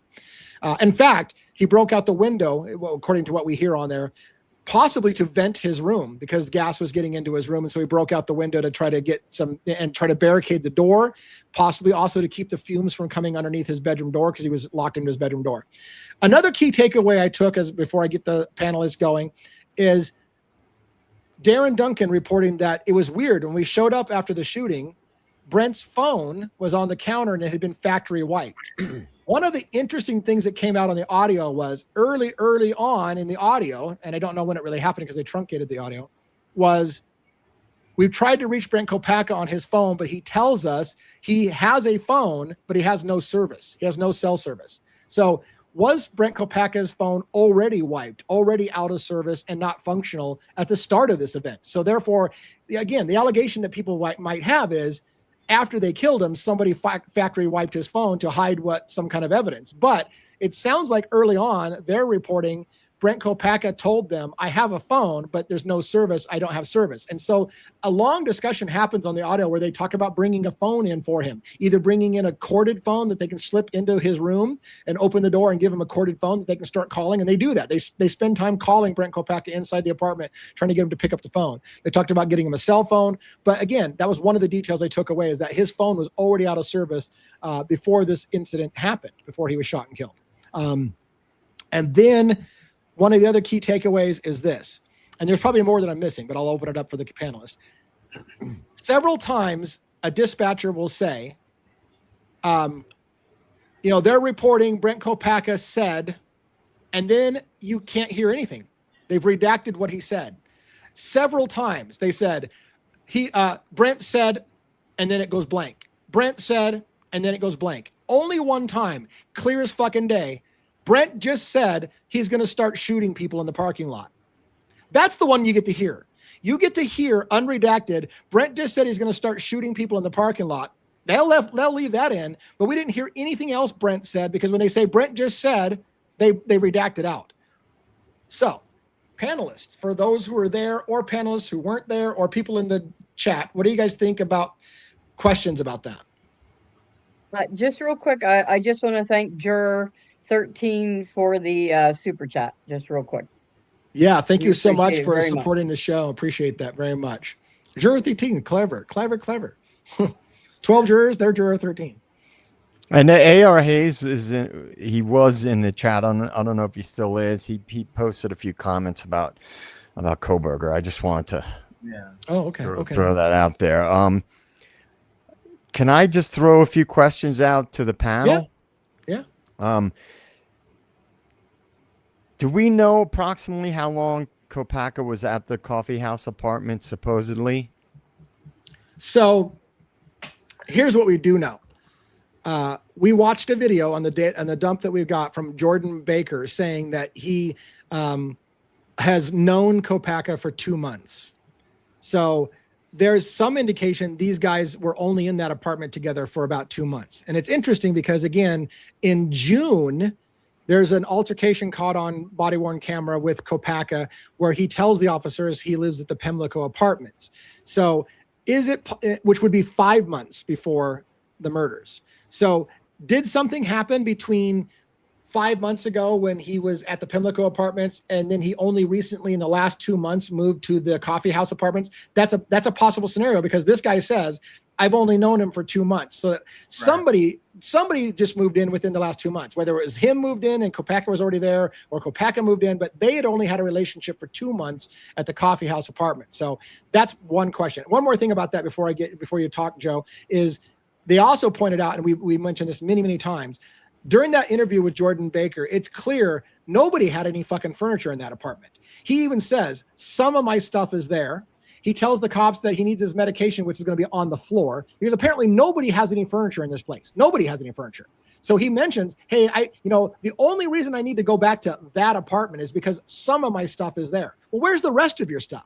So it makes me wonder, were these guys living there, or was it a temporary situation? So.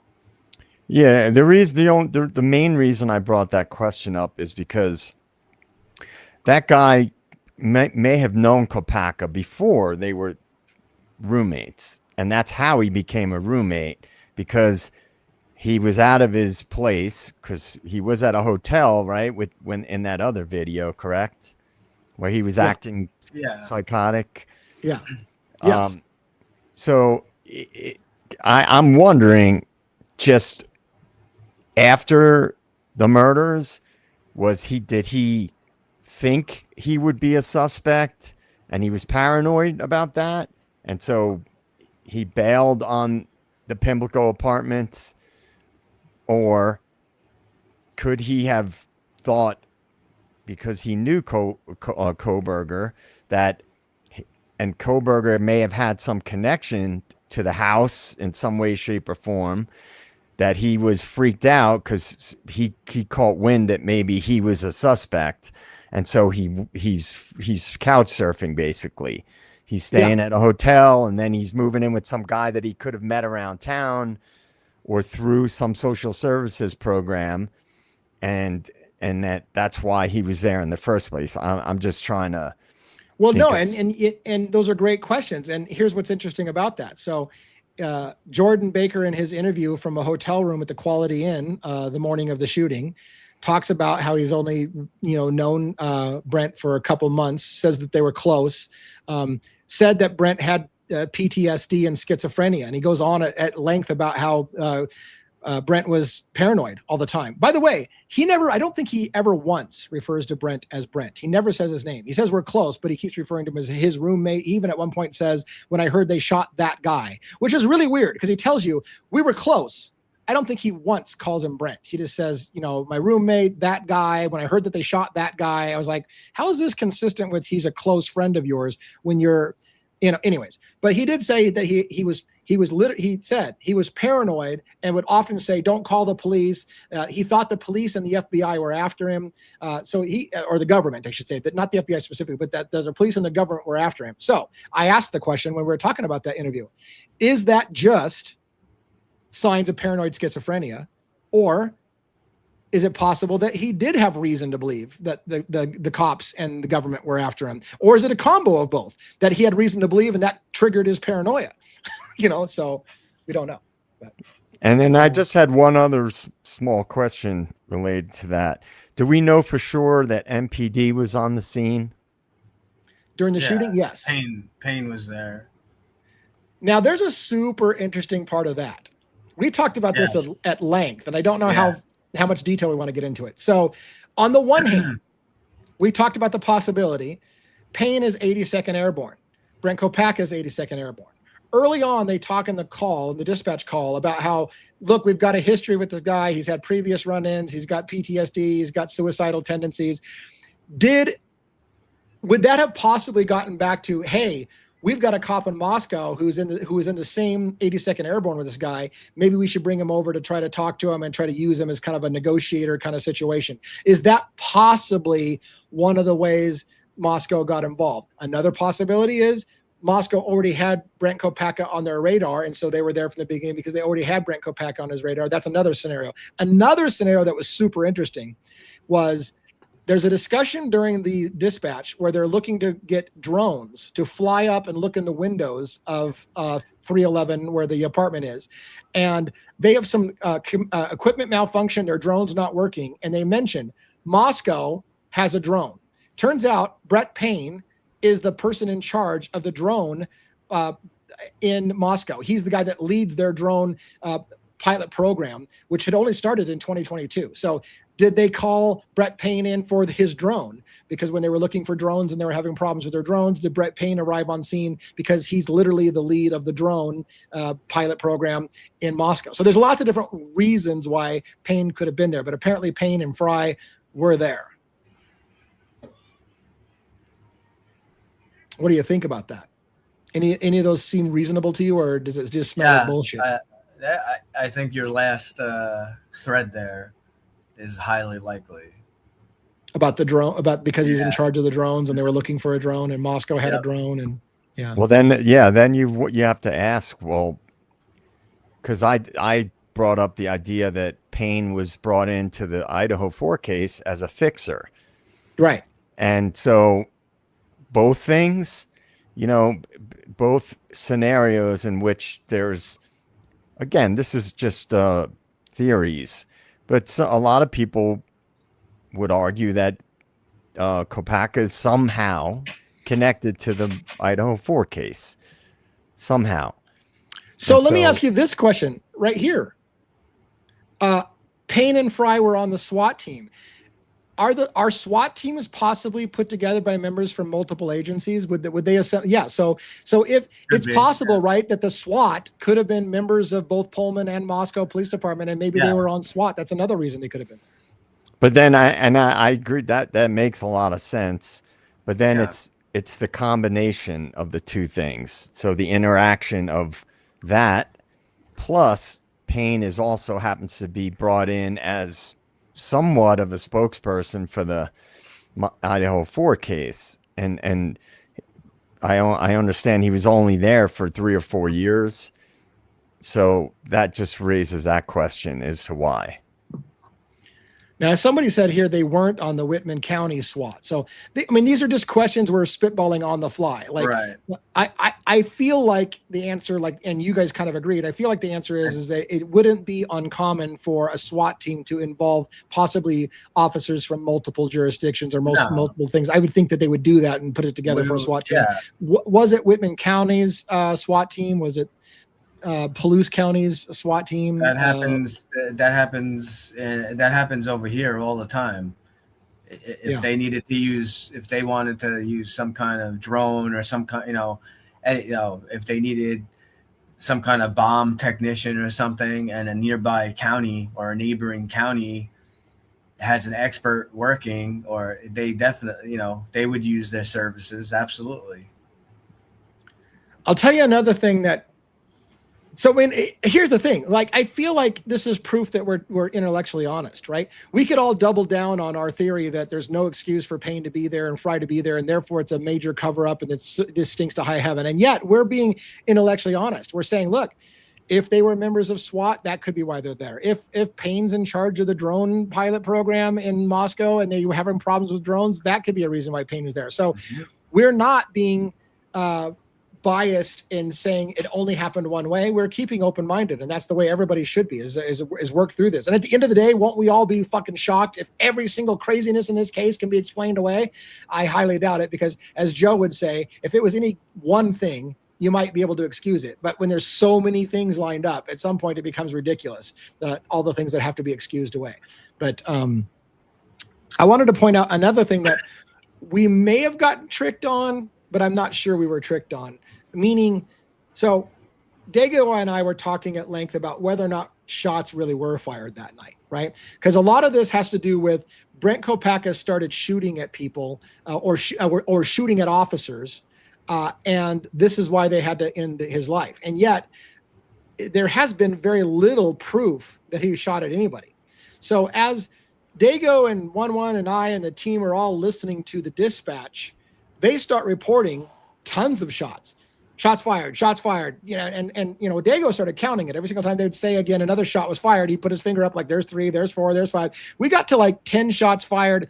There was probably more, and they were constant. And at some point towards late before they shoot him, they say he just hit one of our vehicles. Now, before they were saying earlier in the night, they said the shots fired were shot into the air. It looked like he was crouching low and that the bullets were going up into the sky. So they didn't think he was firing at anybody down below. Kind of late towards the shooting, a dispatcher says, Brent just told us he's going to start shooting people in the parking lot.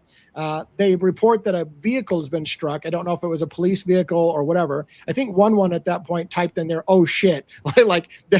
Once you start shooting at cop cars, you're probably fucked. So yeah. It was shortly after that they shot and killed him. Now here's the odd thing. We pointed out, and at first I thought it was a major thing, and it may be. You hear what sounds like someone coughing, and they're saying that Brent's coughing. So you hear that. You hear it on camera. You even hear on the dispatch. You even hear officers open their mic and whisper, presumably because they're very close to the open door of the apartment and they're trying to be kind of quiet. And they have to say, "I can't hear that. Can you repeat it?" And so they're whispering, and you can hear whispers. What you never hear, not once, is a gunshot. You never hear a single gunshot. Now, at first I thought to myself, that's a problem. You're saying shots fired, but you never hear a gunshot on the entire thing. And at first I thought, well, maybe after I got to thinking about it and we got off of our shock phase, our frozen shock phase, I said to myself, well, okay, look. So they turn on their microphone to report, "I just heard a shot." Well, of course you're not going to hear the shot because the shot's already been taken. They're reporting he just fired a shot.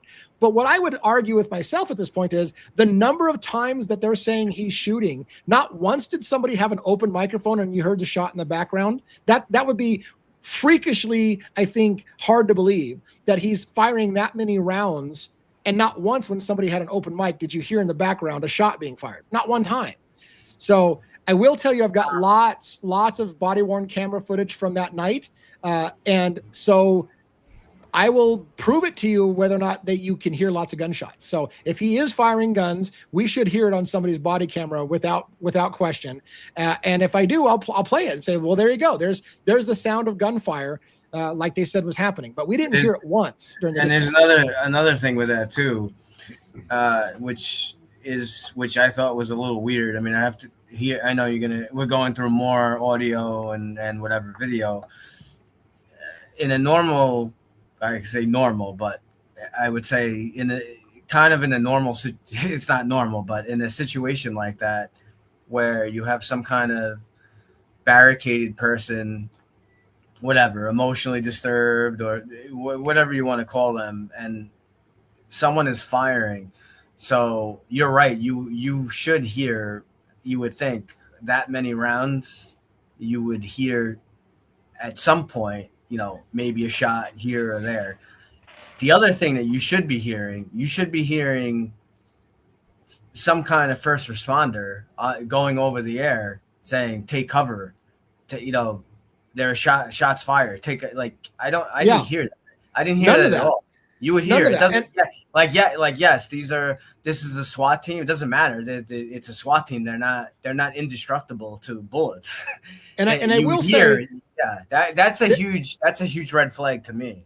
it is a red flag to me, and I'll tell you this: I realize it's a very different scenario, but in 2012, with the shooting of the Aurora, Colorado theater, by James Egan Holmes, I remember clearly hearing the police and fire dispatch, and an officer would get on the microphone, and you would hear in the background, boom, boom, boom, boom, boom. You can hear the gun going off. Like you can hear the shooter still actively shooting while they're called. People are calling in on the phone to 911, and you can hear bam, bam, bam, bam, bam. Like you can pick up those gunshots on those calls. So why do we hear no gunshots on this dispatch, which kind of bothers me again? But I don't know. So Viviana Marie said in the chat, I just caught it a little bit ago, that MPD was not on the scene pretty decisively. So I wonder if someone else were. That's MPD was on the scene from this moment. Go ahead. They were. They go jump in. They were. Dago's feeding it. Yeah, go ahead. They were definitely on scene. You can actually hear Chief Fry, his voice, go over the radio traffic more than once. They referenced Moscow in the radio traffic many, many times. So yeah, they were definitely on scene there at that point. Yeah, they were on scene first. I think not MPD. Pullman was on scene first, but Moscow's talked about on there as well. Yeah. And Dago, I don't know if you're being quiet. Somebody said Dago's not talking. Are we talking over you, buddy, or are you just getting some snack there or what? No, I'm sucking on a piece of candy. Sorry. I don't want to overstep anybody. No. I mean, I'm probably talking a bit too much. I mean, No. So the big thing that bothers me about this whole thing with Kopacka is why was if things happened like they say happened, why was the place not evacuated? You have a guy with a gun who could have shot through a floor, shot through walls. You have cops in an apartment setting up like a staging scene where a mother and her son are still there watching all this with the cops in the room in the apartment with them. I mean, why was this? You've got tear gas, you've got everything else that could have gone through the ventilation systems into other apartments, depending on, I don't know what kind of heating is in the building, but if it's all, if there's forced hot air or anything, I mean, just the sheer disregard for the safety of other people in that building and neighboring buildings is just despicable. I mean, that's one of the first things that came to my mind when this whole thing went down is why would you not do that if things are real? If I recall, correct me if I'm wrong, Dago and 1-1, but if I recall, we all kind of laughed when for quite some time there's, he's fired more shots, he's fired more shots. And at some point after a bunch of shots, they go, we should probably evacuate the building at this point. Yeah. I was like, really? Like at this point, after all these gunshots, you maybe we should evacuate the building. Can I ask this question of you guys? 1-1, you might know the answer. Is it possible that MPD wasn't physically at the scene, but because it was a local major event, because you have your different channels, that they were on that channel getting updates? Here's the thing. I'm watching the chat and I'm reading what you're reading, Joe. Yeah. I was told very early on that there were at least three MPD officers on scene. I don't know what FOIA they're reading. I haven't seen it. So if I'm wrong, I'm wrong. I've said that before. I swear I hear, for one, I heard that first off, I'll finish what I was saying. I was told they were there. There were at least 3: Payne, Fry, and I think it was Baker, Blaker. Blaker. Sorry. Supposedly. Yeah. Okay, that's what I heard very early on in the case about that. Then, as I listened to it before, multiple people said that you can, and it sounded like him to me too. You can hear Fry on the radio traffic. That's 2. And then when we looked into the whole the drone thing, if they used MPD's drones and their drone system, Brett Payne absolutely runs that. I pulled the article and showed it today. So therefore, in terms of the reason, now if for whatever reason I'm wrong, then I'm sorry, I'm wrong. But I'm basing it off of what I was told early on, what I understood, and what I swear I hear today. So I'm just saying. And no, it's good. Thank you for the clarification. I didn't know. They do work together on regular basis, is because they share the same 911 center. And I'm sure mutual aid, they're so close that it could be. But I'm just saying that's how it was explained to me. So it is what it is. I think Payne would be there, absolutely. Knowing now that he was in charge of the drone program for MPD, he definitely would have reason to be there. Gotcha. Yeah, absolutely. If there's a document that I haven't seen, if anybody has it, show it to me. I'll read it. And like I said, I have no problem being wrong if I am wrong. I'm just repeating what I had learned 3 years ago about that whole scenario. I'm sorry. So, it was also interesting. We didn't talk about this yet, but Joe probably hasn't heard this. It was interesting that during one point in the dispatch, they said that Brent had apparently started a fire in his room. And then they said the smoke looked like it was going out and he put the fire out or something like that. And I don't remember hearing anything about him starting, because that's the point actually that he decided to talk about evacuating the apartment, was that he was setting his apartment on fire. And they were like, maybe we should get everybody out of the apartment because he's setting the apartment on fire. And then they're like, well, it looks like the smoke's dissipating or whatever. So he must have put it out. I thought that was a weird exchange in that whole thing as well. But absolutely. And I missed that part. I was just wanted to jump in too. Obviously, we have to go by the documents and the stuff that we get. Sure. But remember, there are a lot of inconsistencies too. Let me just remind you about the coroner, right? If you want to go by what the coroner said and the statement and their official thing, that the coroner got on scene at 5 p.m. and we know that's not true. The coroner was there at 12 o'clock or 12:30, whatever it was. So. Lucy, is there a document that I don't have that I don't know about, that I haven't read or something in regard to this? Because if we're wrong, show it. Right. If I am wrong, I want to show us the document. I want to be absolutely on it. So show me the document, please. If there's one. It is some, I mean, I'm not trying to attack anybody, but it is sometimes frustrating when people say, well, read the documents, like to challenge what we're saying. Well, if you've got something, trust me, everybody on this panel reads documents. We're reading documents all the time. We're breaking down documents. We're talking about them. So just dropping, and again, don't take it the wrong way. I'm not attacking you, but anybody that does the whole, well, read the documents, you're not saying anything. We do read the documents. If you've got something that we're missing, point it out to us. Tell us what page, what document. We'll read it online. We'll read it in front of everybody. But just giving a read the documents or watch the body cams, we are watching them. So if you're making a point, you got to make that point clear. I definitely don't want to put out any more misinformation than there needs to be put out there. I definitely want to know the fact if it's there. So yeah, if there is one and I don't have it, I haven't seen it, and you have the ability, please send it. I definitely want to read it. Yeah. I mean, I listened to you guys today for as long as I could. So I listened for a while, but I missed a lot when you guys were going over that stuff. Fuck, guys, this case, man. I know. I've never been so mentally exhausted from such a crazy. Could be because I get it, the Kopaka thing. We can't prove the connections at this point, or any connections. But man, there's just so many things, and people that question, I've posted things, I've seen comments, I read the comments. You can't ignore all of the horse shit that we've been fed about this case. If that doesn't make people suspicious and of the mainstream narrative that we're getting and the official narratives. I just don't know what to say. I've never seen anything like this. By the way, yeah, no, I haven't either. By the way, I have half a mind, and I know that people have to sleep, but I apparently don't sleep on normal schedule. I have half a mind after this to go ahead and start doing some member only lives and getting right into some of those body worn camera footage, because I'm dying to see what we do see and if we hear those gunshots. I will tell you this.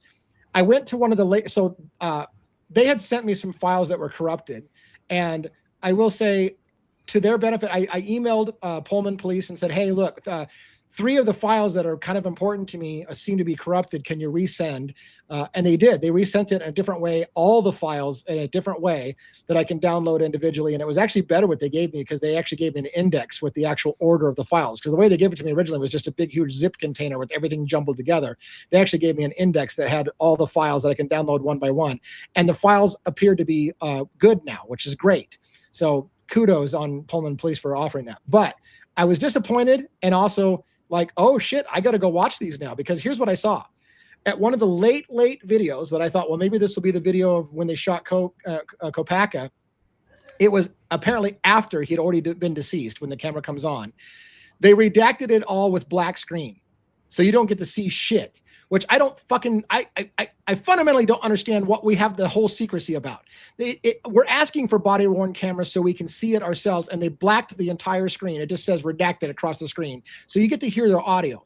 What was interesting to me is you hear really loud 3 bangs that sound like gunshots, bam, bam, bam. And then they say breach, breach, which I thought was weird, because we already know they had keys to the apartment and they had a door code to the apartment, and they had the door open multiple times. All I can imagine is they breached his bedroom door and maybe had to break it open, kind of thing. But the fact that you heard so loudly what sounded like gunshots, maybe it wasn't gunshots, maybe it was them breaking the door down. Whatever the case is, I thought, oh, well, if you can hear shots that clearly on the body worn camera, then we should be able to hear all this gunfire they're saying that Kopacka is doing. So now I'm doubly interested to listen to body worn cameras and hear Kopacka firing at people in the parking lot, if that's what is going on. So. And I definitely got the impression I know they truncated the time, but I definitely think that the gas definitely triggered an episode and made the situation worse. I mean, and I know it's pure speculation, so let's be careful. Right.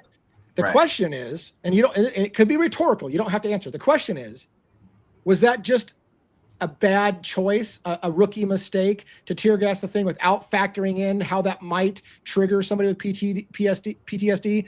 Or was it purposeful because they wanted to agitate him? You don't have to answer that, because that's pure speculation, but that's the question that goes through my mind. Was that just like we all said, oh, that's a bad idea to tear gas a guy that has PTSD. You got him cornered in a room, and you're going to gas him now? Like, this is going to go badly. We all knew that without having to be an expert. How did they not know that? Was it just a mistake, poor choice, or did they try to rattle him into a standoff? I don't know. Yeah. Anyways, yeah, like I said, we can all remain quiet. We don't have to answer that. It's a speculative question. But I just have to ask that. So we're 2 hours in. I will say, like I said, when we did that. So here's the thing. I got a quandary. I need your guys'. In fact, I'm going to do do I do it as a poll? I said I was going to do a poll at some point. I don't know if we're going to do this as a poll or not. What I want to know is this. I've got like 50 gigabytes of body worn camera footage, screenshots, dispatch traffic, radio traffic, and that takes time to go through. On the one hand, I don't want to be the gatekeeper of all the information I got and say nobody can listen or see this information until I've seen it first, because I paid for it and I got the receipts and I did the work. I don't want to be that guy. By the same token, I don't want to be behind as everybody's digging into us. I don't know whether, and again, I don't know what's on there. I already will tell you. One thing that I was worried about was during the interview with one of the roommates, he literally tells them about his mental health conditions and the medications that he's taking by name of the drug. That could be considered HIPAA information, right? What medications he's taking is none of our business. And they didn't redact that out. So the part of me says, it would be irresponsible for me to unleash that on the public and say, here, everybody, have these files, when it could have HIPAA related information. It could have something that should have been redacted and wasn't. Sure, I can stand behind it's not my fault. You're the one that released it to me, but I've got all these quandaries. How should I be handling these guys? How should I be handling the data dump that I have? Should I be making it available for everybody, or doing it myself and only making it available as I've vetted it? What? Like, I don't know. The only thing I see being even a plausible problem was what you just said, what the possible HIPAA violation may be, but I don't think it would be, because No, it's not like it may state a medication, but it doesn't say what it's for per se, like whatever the medical problem could be. So it could be for multiple things. There's no proof that it's real, truly what Right. he takes. So you know what I'm saying, like that. So I don't. That's the only thing I see being like an issue, in my opinion. But that doesn't mean it's whatever I think you're more comfortable putting out or not putting out per se, based on what you have. You know what I mean? Here's what I'm thinking I'm going to do. And I don't know if I have the data, the cloud storage for it, but here's what I'm thinking I'm going to do. Because I would rather have people like you dividing up the files and divide and conquer. Have you watched body-worn camera footage and me watch some and whatever, and go, oh my God, you need to watch this numbered file at such and such time, because it's a lot of hours of watching. I mean, think about it. Yeah. And Taylor was saying just on the Idaho thing, I've got terabytes and terabytes of data that it's going to take us forever to go through all the discovery. How am I supposed to do this? We'd have to have a full team of people. I can't do it by myself. I'm one guy, right? Right. I'm kind of thinking what I'm going to do is I'm going to host it on a shared drive with limited access people that can help me dive through this, not making it available to the entire public, but maybe to a select number of some researchers and whatever, so I can get some help. So like basically meeting you halfway. Like I'll make the files available to more people, but not the whole general public. And then as we're working together and sharing information, we can come out to it together. But in addition, I think I'm going to go ahead and do some just live, raw, members only recordings. And if it turns out to be exciting like it was today, maybe I'll post the members only video as a public facing video. But I'd like to continue to work through that list. Like I want to see it myself. Because again, I don't want to rely on people telling me what is there. I want to see it for myself. And I like to really form my own opinion. I'd rather see it personally the first time myself before I'm told how I'm supposed to feel about it. Because that's just the way I work. But you guys should decide, you guys are the much more experienced with that kind of stuff. Yeah, I feel like I'm gonna for a minimum, I'll tell you this, at a minimum, I'm going to make that file dump available, of course, to 1-1 and Robin and Dago and you, Joe. At a minimum, our advocates team is going to have access to all those files so that you guys can start working on it. I guess I would ask, maybe Dago not to necessarily go live with files right away, but I don't think he would. Like, I don't even have to tell Dago that. I already know your character. I've seen you work already, and you don't work that way. So I think I'll make it available for all of us, for a research team to kind of work together and say, holy shit, because you guys know me enough now that you'll know what I'm going to find interesting, what I'm not going to find interesting. So I think I'll make those things available for our team right now. In addition, I'll continue to do members only lives where I watch it live with everybody, invite you all to come watch it live. We'll do it live. But that's the way I think we'll head it. If I can, real quick, I just want to read something to you. Hold on 1 minute here. Where does it start? Common exceptions in HIPAA allows disclosure without authorization for law enforcement investigations, coroners and medical examiners, public health activities, judicial proceedings with proper legal process. Excuse me. This is why autopsy findings or cause of death may be released publicly, even though full medical records are not.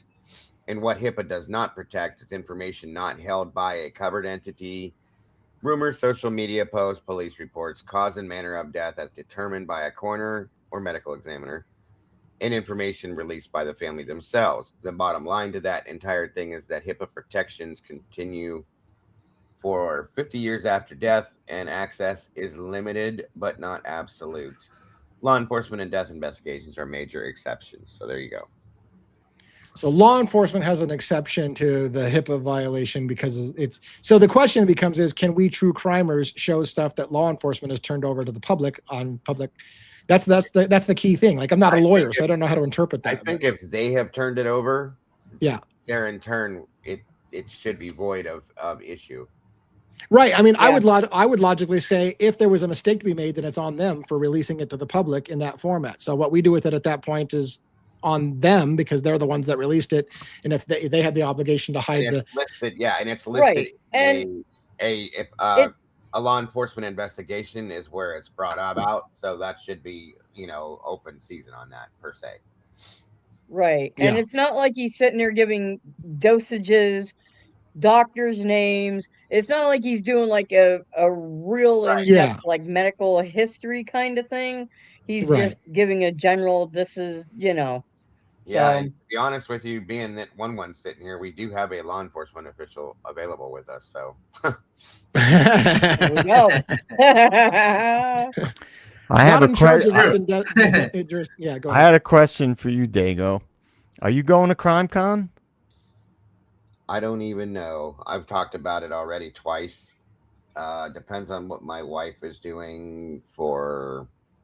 She has to have vacation time and stuff because if we go, I'm not going by myself. She'll be going with me. I'd like to. I definitely would like to. I missed it last time I wanted to go, so I'd really like to. So we'll see. Yeah. For those who don't know, I for sure, along with the She-Devil next door, are going to CrimeCon Las Vegas this year in May. It's at the Caesars Palace in Vegas, and we've already got our tickets. Another reason why I want to go is because it's in Vegas this year. I thought that'd be a hell of a trip. Yeah, because it gives you other stuff to do when you're not in the CrimeCon committee. So anyway, with that in mind, I would love, now that we're a little bigger channel and people know who we are, please, by all means, consider coming to Vegas and hanging out. Even if you don't go to, because CrimeCon's expensive. And I will say this, CrimeCon is pretty pro law enforcement, and there's nothing wrong with pro law enforcement. I'm even pro law enforcement, despite how much I bust their nuts sometimes. I just don't like bad policing, right? But I don't have any problems with cops. I think cops are necessary. I think law is necessary. So, but anyways, what I'm saying is, CrimeCon is a lot of here's how we caught the bad guys, not a whole lot of presumption of innocence. They usually clap and cheer when you caught the bad guy. There's not really any questioning whether they got the right guy. So it's if you're into that kind of thing, it might not be your cup of tea that you want to spend a lot of money on. But Vegas has got other things to do. So come hang out with us in Vegas, baby. And we'll meet up after CrimeCon things. If you go to CrimeCon sessions, maybe we'll sit together in the CrimeCon session and talk about it. We'll have some drinks. We'll get a little crazy. Shit. Ron and I will have a room, so you can come hang out in our room. Right. Yeah, so. I've had a lot of people offer, to hang out with me there as well. And so, I mean, we could have a group of us that are there if it works out. So. For sure. And we could probably get a little room if there's enough of us that, if there's 20 of us that get together, we could probably find a little place to go have a group room or huddle room or, dinner or something like that. So looks like you've got people in here who have a ticket to CrimeCon. So I will try to find a way on the website of our website, devilsadvocates.info, to coordinate people meeting up in Vegas so that we don't go there and not meet each other when we were all there at the same time. So I want to make it obvious how we can meet up if you guys want to go. And I think, Joe, you are going, right? Or at least you're certainly. Yeah, I'm planning to go. It's a good time of the year for me because it's off season and I could take time off and whatnot. Yeah. So I'm kind of expecting you to be there at some point. Bertie and his wife were thinking about going, but they don't talk about it a lot lately. So I don't know if they're going or not, but again, there's still months to prepare, but tickets go fast. If you want the premium tickets, which are really freaking expensive, they go first, I think. So general admission tickets might be there, but they have a gold level and a platinum level tickets, which get you closer and closer to the stage and get you to some of the elbow bumping with Brian Enton if you want to meet him, or Nancy Grace or whatever. So if you buy those tickets, you can do that. Ron and I, I'll admit, Ron and I spent a little bit extra so that we can go bump elbows so I can shake Anton's hand and say, hey, I've emailed you like 4 times, dude. Why are you ignoring me? I'm probably not going to do that. I would be afraid to interact with any of them, to be honest, them specific ones, because I don't know what I'd say. Yeah. When I have no interest in the mainstream people, but I know we talked about doing our own little meetup. Yeah. Remember we had discussed like maybe getting a restaurant and reserving a section, or doing a thing where we can all get together and do our own little mini thing, which would obviously require more legwork and organization.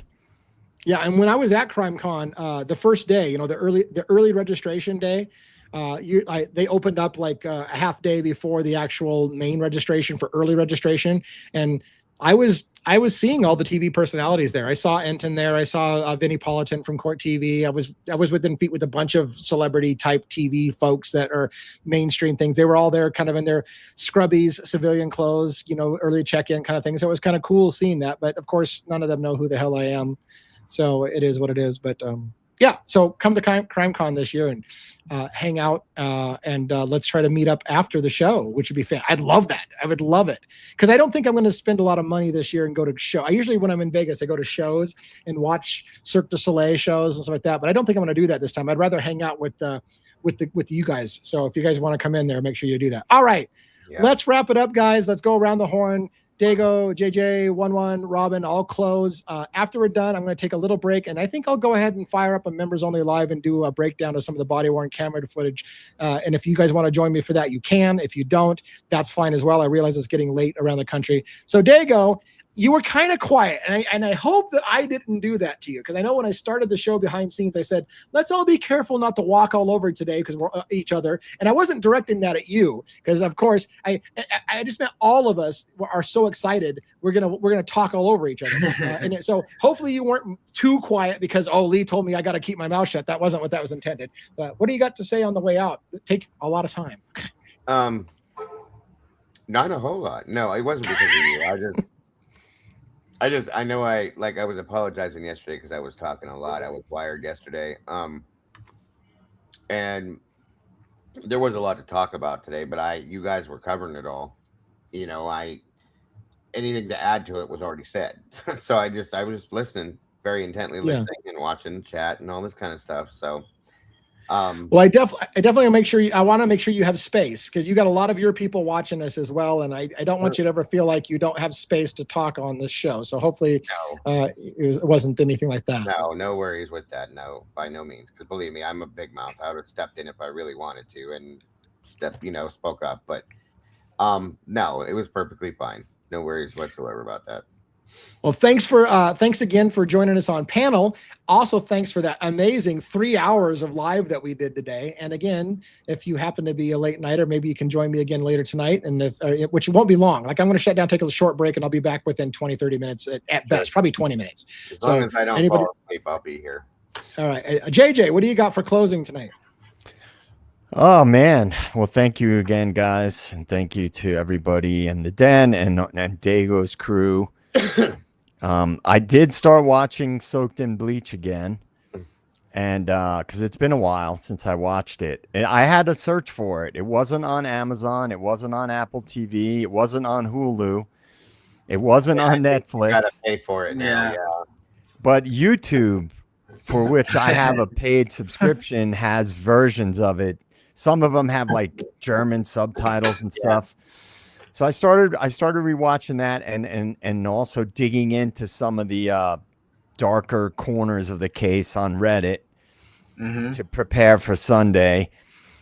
So it's kind of crazy to be opening up that book again. But it's very interesting, and anybody who had followed that case should definitely check in on Sunday, because you guys are all into it too, and I was like, oh, sweet, that's it's definitely an interesting case, and there's a lot of new stuff tailing off the back end of it that I was surprised to find out, thanks to one that really kind of like completely turned me in a different direction with it. So I'm looking forward to learning that stuff, and some other things that there's so much to it. There's a couple things I know I didn't touch on, I didn't get a chance to. But it's going to be fun, I think. It's very interesting for anybody that has not looked into it. I think you're going to be impressed. Yeah, I'm looking forward to it. And, I just think I really do feel like DA is digging into some things that with, like what you guys did today with Dago and DA, and what 1-1 has been talking about, because I get the messages on Discord. 1-1 and I go back and forth about stuff. But anyway, you guys are all killing it, and I'm thankful to be a part of it. Yeah, and you're a very important part of the show, so we appreciate you as well. So thank you very much for that. And what do you got for? Are you really a cop, man? Are I you think really a so. cop? Man? You get to talk the way out. Yeah. Thanks everyone for being here. Great panel, great discussion as always. Um, Thanks for leading us, Lee. The live earlier was great. I will try to jump on when you're doing those audio analysis and the further stuff with Kopaka. Super interesting. We see like as more days and days go by, more layers of the onion get unpeeled. I do think hopefully maybe eventually you know there'll be some kind of whistleblower. I think I do believe JJ was on the ball with that. I think if we do get some kind of whistleblower, it will